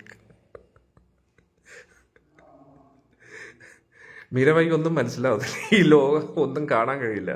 കൃഷ്ണനെ മാത്രമേ കാണാൻ കഴിയൂ. കൃഷ്ണനെ മാത്രമേ നോക്കുന്നുള്ളൂ. കൃഷ്ണനെ മാത്രമേ അന്വേഷിക്കുന്നുള്ളൂ. Always looking for Krishna. അതാണ് നമുക്ക് വേണ്ടത്. Always looking for Krishna. എപ്പോഴും കൃഷ്ണനെ കാണാൻ വേണ്ടി ശ്രമിച്ചുകൊണ്ടിരിക്കുക. Always searching for Krishna. അങ്ങനെ അന്വേഷണം ഉള്ളപ്പോഴാണ് കൃഷ്ണൻ മുന്നിൽ വരുന്നത്. അത്രയ്ക്ക് തീവ്രമായിട്ട് അദ്ദേഹത്തെ അന്വേഷിക്കുമ്പോഴാണ് അദ്ദേഹം വരുന്നത്. അല്ലെങ്കിൽ അദ്ദേഹം മുന്നിൽ വന്നാൽ പോലും നമുക്ക് കാണാൻ കഴിയില്ല. He's so powerful. അദ്ദേഹം അത്രത്തോളം സർവശക്തനായതുകൊണ്ട് നമ്മൾ അത്രത്തോളം തീവ്രമായിട്ട് അന്വേഷിക്കുന്നില്ല എങ്കിൽ, അത്രത്തോളം തീവ്രമായിട്ട് ആഗ്രഹമില്ല എങ്കിൽ അദ്ദേഹം മുന്നിൽ വന്നാൽ പോലും നമുക്ക് തിരിച്ചറിയാൻ കഴിയില്ല. പൂന്താനം, ഗുരുരമ്മ, ഇവരൊക്കെ എന്തോ ജീവിതം. തുക്കാറാം മഹാരാജ്, പ്രഭുപാദ് ജി, ഗുരു മഹാരാജ്, എത്രയോ വൈഷ്ണവർ, മഹാവൈഷ്ണവർ, ഭക്തർ. ഇവരിൽ നിന്നൊക്കെ നമ്മൾ പാഠം പഠിക്കണ്ടേ? അല്ലാതെ ഇങ്ങനെയൊക്കെ നടന്നാൽ മതിയോ? പണ്ട് എല്ലാവരും ഇങ്ങനെ ചോദിക്കും, എന്താണ് കല്യാണം കഴിക്കാതിരിക്കും എല്ലാവരും ഇങ്ങനെയൊക്കെ നടന്നാൽ മതിയോ? അതേപോലെ ഞാൻ നിങ്ങളോട് ചോദിക്കുകയാണ്, പക്ഷേ നിങ്ങൾ കല്യാണം കഴിച്ച് കുടുംബത്തിലിരിക്കുകയാണ്, ഇങ്ങനെയൊക്കെ ഇരുന്നാൽ മതിയോ? ഭഗവാന് വേണ്ടി എന്തെങ്കിലുമൊക്കെ ചെയ്യണ്ടേ? നമ്മളിപ്പോൾ നമ്മുടെ നല്ലൊരു വീട്, സുരക്ഷിതമായിട്ടുള്ള ലൈഫ്, മക്കളുടെ കാര്യമെല്ലാം സേഫായി, കൊച്ചുങ്ങളുടെ കാര്യമൊക്കെ സേഫായി, ബാങ്ക് അക്കൗണ്ടിൽ കുറച്ച് കാശിടുക, എന്നിട്ട് സ്വസ്ഥമായ ചേരൽ ഹരേ കൃഷ്ണ ഹരേ കൃഷ്ണ കൃഷ്ണ കൃഷ്ണ.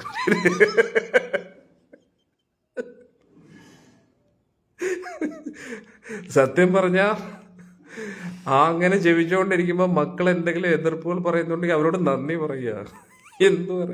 എന്തുകൊണ്ട് അത്രയെങ്കിലും ക്ലേശം നമുക്ക് കിട്ടുന്നുണ്ടല്ലോ. ആ ക്ലേശത്തിനെങ്കിലും നമ്മൾ മറികടക്കാൻ വേണ്ടി ഒരു ഉറച്ച തീരുമാനം കാണിക്കുന്നുണ്ടല്ലോ. കുറച്ച് ബുദ്ധിമുട്ടുകൾ കിട്ടുന്നതുകൊണ്ട് നമ്മൾ ഇപ്പം ജപത്തിന് തടസ്സം ജപിക്കുന്നത്. നിങ്ങൾ എന്തിനാ ഇപ്പം എപ്പോഴും ഇങ്ങനെ ജപിച്ചുകൊണ്ടിരിക്കുന്നത്? എന്നിട്ട് നമ്മൾ വിഷമത്തോടുകൂടി ജപിക്കുമ്പോൾ എന്താവും? അത്രയെങ്കിലും ഭഗവാനോട് കുറച്ച് താല്പര്യമുണ്ടെന്ന് ഭഗവാനും ബോധ്യപ്പെടും. അതിലെന്തെങ്കിലും ഒരു ചെറിയ സാഹസികത.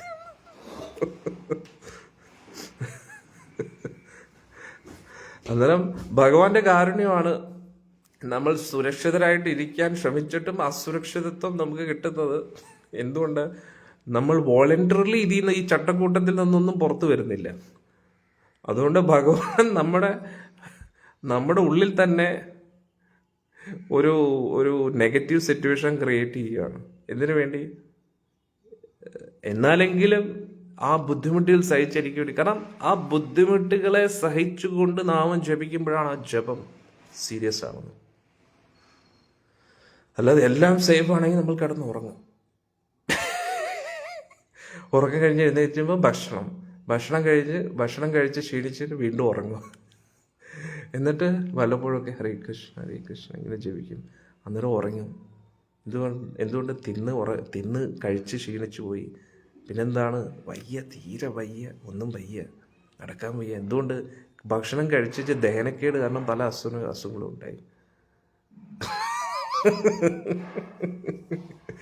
കേട്ട് കഴിഞ്ഞാൽ തോന്നുന്നു എന്തൊക്കെയോ ഭഗവാന് വേണ്ടി ഓടിച്ചാടി നടന്നുകൊണ്ട് അസുഖം വന്നത്.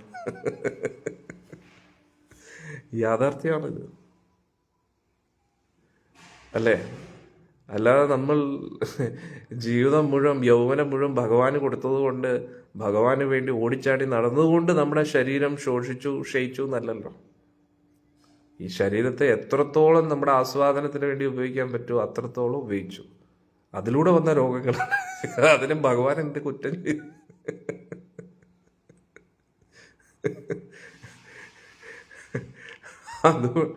അതുകൊണ്ട് നമ്മൾ ഇനിയെങ്കിലും ആ ശരീരമാകുന്ന പൊട്ടക്കിണറ്റിൽ നിന്നും പുറത്തു വരിക. ഇതിനപ്പുറത്ത് നമ്മൾ മറികടക്കുക. ഒരു വലിയ ജമ്പ് നമുക്കായിട്ട് കാത്തിരിക്കുകയാണ്, ലോങ് ജമ്പ്. ഹനുമാൻ ലങ്കയിലേക്ക് ചാടിയതുപോലെ ഗോലോകത്തേക്ക് ചാടുക. ഒരു എടുത്തുചാട്ടം ആവശ്യമാണ്. എടുത്തു ചാടാതെ ആർക്കും ഭക്തിയിൽ പുരോഗമിക്കാൻ കഴിയില്ല. അവരവരുടേതായിട്ടുള്ള കംഫർട്ട് സോണിൽ ഇങ്ങനെ ഇരുന്നു കഴിഞ്ഞാൽ സുഖസൗകര്യത്തിൽ മഗ്നരായിട്ടിരിക്കുകയാണെങ്കിൽ എന്തെങ്കിലും ഒരു ബുദ്ധിമുട്ട്, ഭഗവാനെ എന്തുമാത്രം എൻ്റെ ജീവിതത്തിൽ മാത്രം എന്താ കൃഷ്ണ ഇത്രയും ബുദ്ധിമുട്ട് വരുന്നത്,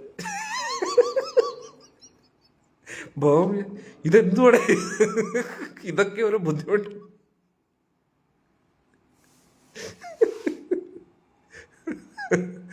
അത് ഈ പരീക്ഷയിൽ ക്വസ്റ്റ്യൻ പേപ്പർ നല്ല കട്ടിക്ക് ചോദ്യം ഇടുമ്പോൾ ടീച്ചറിൻ്റെ അടുത്ത് കംപ്ലൈൻറ്റ് ചെയ്തു, ടീച്ചർ എന്തിനാണ് ഇത്രയും വലിയ കട്ടിക്ക് ചോദ്യം ഇടുന്നത്? അതേപോലെ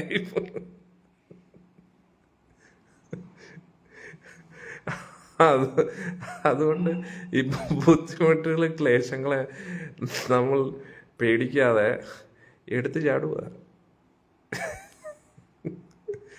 എടുത്തു ചാടണമെങ്കിൽ എന്താ, ലക്ഷ്യം ക്ലിയർ ആയിരിക്കണം.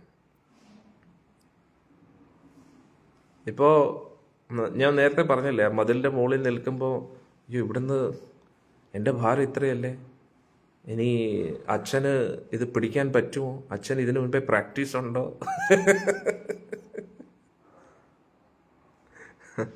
ഇവിടുന്ന് ആംഗിൾ എത്രയാണ്, ഈ ആംഗിളിൽ ഞാൻ ചാടുന്ന സമയത്ത് ആ ആംഗിൾ കറക്റ്റ് ആയിരിക്കുമോ, ഇനി കൈ വഴുതി പോയി കഴിഞ്ഞാൽ എന്താവും, എൻ്റെ കാലൊടിഞ്ഞാൽ എന്താണ്, എങ്കിൽ പിന്നെ അവിടെ തന്നെ നിൽക്കും. പറഞ്ഞിങ്ങനെ ചിന്തിച്ചുകൊണ്ടിരിക്കാൻ മതിലിൻ്റെ മുകളിൽ നിന്ന് വീഴും. അതിനെക്കാട്ടി നല്ല അച്ഛൻ്റെ കയ്യിൽ നിന്ന് വീഴുന്നതായിരുന്നു, കുറച്ചേ വീഴുമായിരുന്നു. ഇങ്ങനെ ചിന്തിച്ച് അയ്യോ ഞാൻ ഭഗവാന് വേണ്ടി ഇത് ചെയ്യുമ്പോൾ കുടുംബക്കാരെന്ത് പറയും, വീട്ടുകാരെന്ത് പറയും, ഇങ്ങനെ അതെന്തോ ഇതെന്തോ അതെന്തോ അയ്യോ ഇങ്ങനെ ആയാലോ അങ്ങനെ ആയാലോ ഇങ്ങനെ ആയാലും ഇങ്ങനെ ആയാലും എന്ന് പറയുമ്പോഴത്തേക്ക് തന്നെ യമരാജൻ ബെല്ലടിക്കും, നമുക്ക് പോവാം, സോറി ടൈം അല്ല, ഒരു ദിവസം കൊണ്ട് എനിക്ക് തരുമോ ഈ പൂർണ്ണമായിട്ട് ജീവിതം സമർപ്പിക്കാൻ വേണ്ടി, സമയം കഴിഞ്ഞു. അല്ല ഒരു ദിവസം ഒരു 5 മിനിറ്റെങ്കിലും എനിക്ക് ജപിക്കാൻ സമയം തീർന്നു, ഇനി ഒരു രക്ഷയില്ല, പോവാ.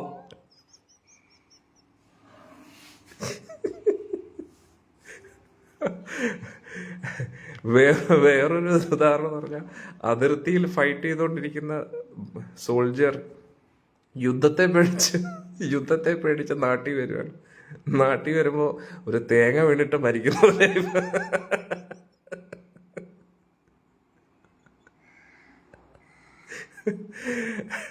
അതിർത്തിയിൽ യുദ്ധം ചെയ്യുന്ന ശത്രുവിന്റെ ഉണ്ട നേരെ നെഞ്ചത്ത് തുളച്ചു കയറുമ്പോൾ അതിലൊരു അന്തസ്സുണ്ട്.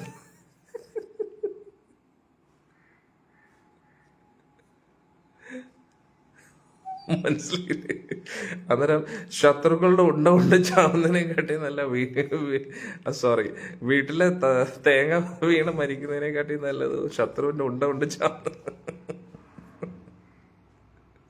അതേപോലെ എടുത്തുചാട്ടമാണ് ഭക്തി, സത്യം. വേറെ ആരും നിങ്ങളോട് ഇത് പറഞ്ഞു തരുന്നില്ല. എൻ്റെ സ്വന്തം ജീവിതത്തിലെ അനുഭവമാണ്, എൻ്റെ ഗുരുവിൻ്റെ ജീവിതത്തിൽ നിന്ന് കാണും. അതും സന്യാസി പരീക്ഷമാർ മാത്രമല്ല, ഗൃഹസ്ഥരുടെ പ്രഭുപാജി ഗൃഹസ്ഥനായിരുന്നു. എത്രയോ മാതാജിമാർ ഇങ്ങനെയുണ്ട് പ്രഭുപാജിയുടെ ശിഷ്യരായിട്ട്, അവരൊക്കെ ഗൃഹസ്ഥരാണ്. അവരെല്ലാം എടുത്തു ചാടി. അതും 19-20 വയസ്സിൽ വിവാഹം കഴിച്ചെല്ലാം മൊത്തം കുടുംബത്തോടു കൂടി എടുത്തു ചാടി എന്നുള്ള. അല്ല എല്ലാം സെക്യൂറായിട്ട് നടക്കുകയാണെങ്കിൽ അവിടെ തന്നെ ഇരുന്നു, ചാടാതെ ഇങ്ങനെ മതിലിൽ പിടിച്ചിരുന്നു. അവസാനം മതിലിന് ചാടി കാല് ഒടിയേണ്ടി. അതിനെക്കാട്ടി നല്ല എടുത്തങ്ങ് ചാടുക, മുന്നോട്ടുള്ളത് നോക്കാം. നമ്മൾ ഈ ലോകത്തിൽ എല്ലാത്തിനും വേണ്ടി എടുത്തു ചാടുന്നു, ഒരു പ്രയോജനമില്ല. നമ്മൾ പല ആൾക്കാരും പിടിക്കുമെന്ന് വിചാരിക്കുന്നു, ചാടിക്കോ ഇപ്പം പിടിക്കാന്ന് പറയുമ്പോൾ നമ്മൾ ചാടുന്ന സമയത്ത് കൈ കെട്ടിയിരിക്കും, കൈയും കാലും ഓടിക്കും. ഭഗവാന് വേണ്ടി ചെയ്യുമ്പോൾ ഒരിക്കലും നഷ്ടബോധം ഉണ്ടാവത്തില്ല. നഷ്ടം ഉണ്ടാവത്തില്ല എന്ന് മനസ്സിലാക്കുക. അതിനെയാണ് വിശ്വാസം എന്ന് പറയുന്നത്. വിശ്വാസം വെരി ഇമ്പോർട്ടൻറ്റ്. കൃഷ്ണനിൽ എത്രത്തോളം വിശ്വാസമുണ്ട്, ആ വിശ്വാസത്തോടുകൂടി ജപിക്കുന്ന ജപമാണ് കിടിലൻ ജപം. അല്ല ഭഗവാനിലൊരു വിശ്വാസം ഇല്ലാതെ ഹരേ കൃഷ്ണ കൃഷ്ണ കൃഷ്ണ പറഞ്ഞിട്ട് ഒരു കാര്യമില്ല. വായിന്ന് വരുന്ന നാമമല്ല അത്. ആക്ച്വലി കൃഷ്ണ എന്നല്ല നമ്മൾ പറയുന്നത്, തൃഷ്ണ എന്നാണ് പറയുന്നത്. തൃഷ്ണ ആഗ്രഹങ്ങൾ. കൃഷ്ണ എൻ്റെ ഈ ആഗ്രഹം നടത്തി തരണം. കൃഷ്ണ എൻ്റെ ഹരേ കൃഷ്ണ കൃഷ്ണ ഈ ആഗ്രഹം നടത്തി തരണം. എൻ്റെ ഈ കാര്യം നടത്തി തന്നെ ഹരേ കൃഷ്ണ കൃഷ്ണ കൃഷ്ണ ഹരേ ഹരേ രാം ഭഗവാൻ ഈ ആഗ്രഹം നടത്തി ഹരേ കൃഷ്ണ കൃഷ്ണ കൃഷ്ണ ഹരേ ഹരേ ഭഗവാൻ ഈ ആഗ്രഹം നടത്തി ഹരേ കൃഷ്ണ കൃഷ്ണ കൃഷ്ണ ഹരേ ഹരേ ഭഗവാൻ ഈ ആഗ്രഹം നടത്തി തരണം. ഇതാണ് നമ്മുടെ ജപം. ഭഗവാൻ പറയും എന്നിട്ട് പോടേ. സോ അതിൽ നിന്നൊക്കെ ഒന്ന് പുറത്ത് വിശ്വാസത്തോടുകൂടി വിരക്തിയോടുകൂടി. വിശ്വാസവും വിരക്തിയും വരുമ്പോഴല്ലേ ഭക്തി കിടിലമാകുന്നത്. അതൊക്കെയല്ല കിടിലങ്ങള്. അതൊക്കെയാണ് മീരാഭായ് അങ്ങനെയുള്ള ഭക്തർ, പ്രഭുപാദ് ഗുരുമഹാരാജ് എന്ന് പറയുമ്പോൾ ഭഗവാൻ വരെ സല്യൂട്ട് ചെയ്യും അവരുടെ ഭക്തി എന്ന് പറഞ്ഞു കഴിഞ്ഞാൽ. അതാണ് റിയൽ ഡിവോഷൻ, റിയൽ ഭക്തി. വേറെ ഒരു പുല്ലിനോടും താല്പര്യമില്ല, ഒരു പുല്ലും വേണ്ട, ഒന്നും വേണ്ട. നമുക്ക് വേണ്ടത് കൃഷ്ണനെ മാത്രം. ഉള്ളി കൃഷ്ണ ആൻഡ് ഹിസ് സർവീസ്. കൃഷ്ണനെ കിട്ടേണ്ടത് കൃഷ്ണന്റെ സർവീസിലൂടെയാണ്. അല്ല കൃഷ്ണന്റെ വിഗ്രഹത്തെ കെട്ടിപ്പിടിച്ചിട്ട് സെൽഫി എടുത്തിട്ട് ഞാൻ കണ്ടില്ല എത്ര വലിയ കൃഷ്ണഭക്തിയാണെന്ന്. കണ്ടില്ല, എൻ്റെ DP കാണൂ, എൻ്റെ പ്രൊഫൈൽ പിക്ചർ കാണൂ, എല്ലാവരും ലൈക്ക് അടിക്കൂ, ഷെയർ അടിക്കൂ. വിഗ്രഹത്തെ കെട്ടിപ്പിടിക്കാൻ ആർക്കാ പറയാം? ഒരു ഈച്ചയ്ക്ക് വരെ വിഗ്രഹത്തെ കെട്ടിപ്പിടിക്കാൻ പറ്റും. ഭഗവാന്റെ വിഗ്രഹത്തിന്റെ അടുത്ത് ഈച്ച വരെ വന്നിരിക്കും. പക്ഷെ ഈച്ചയ്ക്ക് അറിയോ അകത്തിരിക്കുന്ന ആള് ആരാണെന്ന്. സെക്യൂരിറ്റിക്കാർക്ക് മനുഷ്യരെ തടയാൻ പറ്റും, ഈച്ചയെ തടയാൻ പറ്റത്തില്ല. ദേവസ്വം ബോർഡുകാർക്ക് ഈച്ച ബ്രാഹ്മണനാണോ ശൂദ്രനാണോന്ന് ആർക്കും നോക്കാൻ പറ്റില്ല. പൂന്നൂലുണ്ടോ ഒന്നും നോക്കാൻ പറ്റത്തില്ല. ഈച്ച നേരെ ഗർഭഗൃഹത്തിനകത്ത് കയറി ഗുരുവായൂരപ്പന്റെ മൂക്കിൽ വന്നിരിക്കും, കവിളത്ത് വന്നിരിക്കും.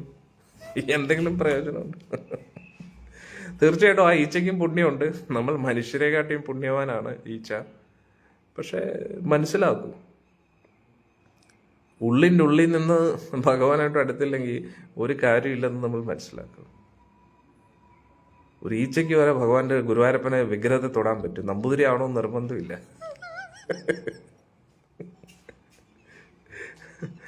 അന്നേരം നമ്മൾ നമ്പൂതിരിയായിട്ടും പൂജാരിയായിട്ടും ഈച്ചയുടെ ബോധമാണ് പിന്നെ അടുത്ത ജന്മത്തിൽ ഉറപ്പായിട്ട് ഈച്ചയാണ്. പക്ഷെ നമ്മൾ എത്രയോ ദൂരത്ത് നിന്നാലും ഭക്തിയോടുകൂടി വിരക്തിയോടുകൂടി. ഭക്തി എന്ന് പറഞ്ഞാൽ വിരക്തിയാണ്. വിരക്തി എന്ന് പറഞ്ഞാൽ ജ്ഞാനം, തിരിച്ചറിവ്. ഈ ലോകം പുല്ലാണ്, വെറും തുച്ഛം മലമാണെന്ന് മനസ്സിലാക്കുക.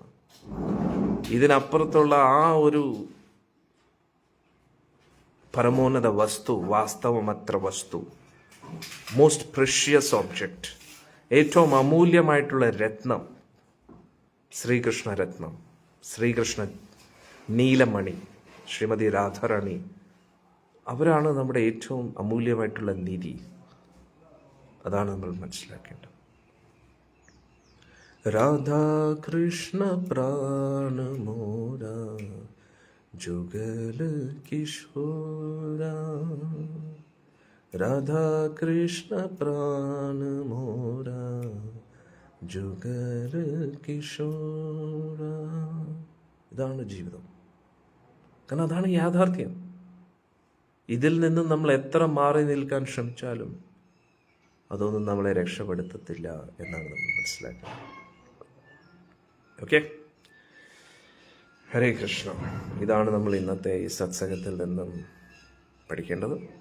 ഇനി നമ്മൾ അടുത്ത സത്സംഗത്തിൽ കാണാം. ക്ഷമിക്കണം, ഉച്ചയ്ക്കത്തെ സത്സംഗം എടുക്കാൻ പറ്റുന്നില്ല. ഗർഗഭാഗവതം, രാധാകൃഷ്ണ ലീലകളും കുറച്ച് ദിവസമായിട്ട് മുടങ്ങി. നമുക്ക് എത്രയും പെട്ടെന്ന് വീണ്ടും അത് സ്റ്റാർട്ട് ചെയ്യാം. ഇന്ന് വന്ന ഭക്തർക്ക് എല്ലാവർക്കും യഥാർത്ഥ ഭക്തി, യഥാർത്ഥ വിരക്തി, യഥാർത്ഥ ജ്ഞാനം, പ്രഹസനമല്ല, റിയൽ ഭക്തി, ആ ഗോസ്വാമിമാരുടെ പാത പിന്തുടർന്നുകൊണ്ടുള്ള ഭക്തി, അതെല്ലാവർക്കും ലഭിക്കട്ടെ എന്ന് ആത്മാർത്ഥമായിട്ട് എല്ലാവർക്കും വേണോ? ആലോചിച്ച് പറയുക. ലഭിച്ചു കഴിഞ്ഞാൽ പിന്നെ ഒന്നും കാണാൻ പറ്റത്തില്ല. ശരീരവും കുടുംബവും ഒന്നും ഓർമ്മ കാണത്തില്ല. നിങ്ങൾക്ക് വേണമെങ്കിൽ അനുഗ്രഹം ലഭിക്കട്ടെ, അല്ലെങ്കിൽ നിങ്ങൾ നിങ്ങളുടെ ജീവിതമായിട്ട് സന്തോഷത്തിൽ ഇരിക്കുക. നമ്മൾ ഇവിടെ നിന്ന് കളിച്ചും ചിരിച്ചും കോലോത്ത് പോട്ടെ.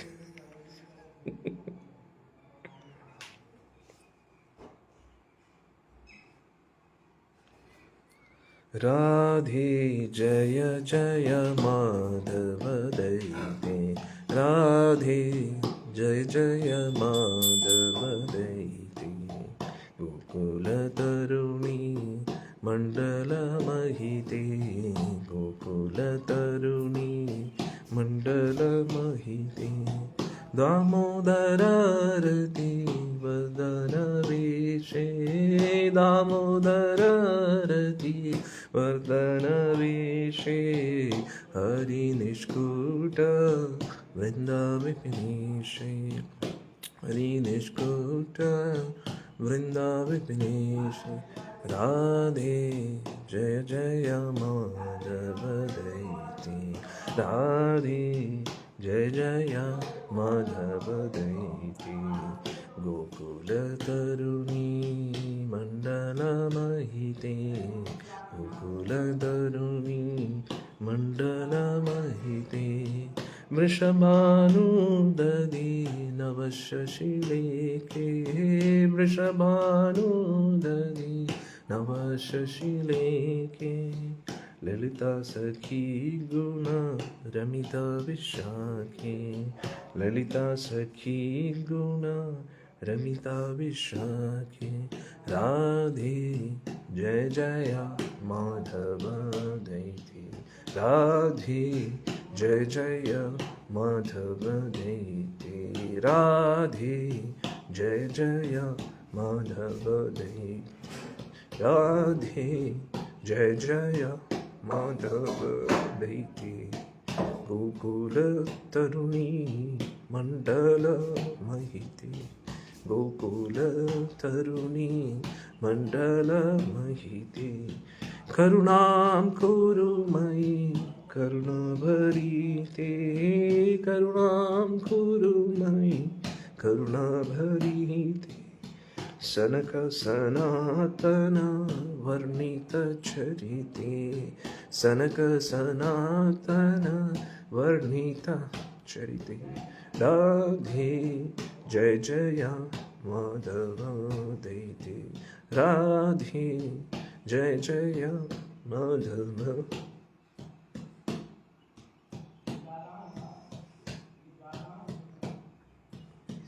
राधे जय जय माधव दैते, राधे जय जय माधव दैते, गोकुल तरुणी मण्डल महिते, गोकुल तरुणी मण्डल महिते, राधे जय जय माधव दैते, राधे जय जय माधव दैते, राधे जय जय माधव दैते, राधे जय जय माधव दैते, गोकुल तरुणी मण्डल महिते, गोकुल तरुणी मण्डल महिते, राधे जय जय माधव दैते, राधे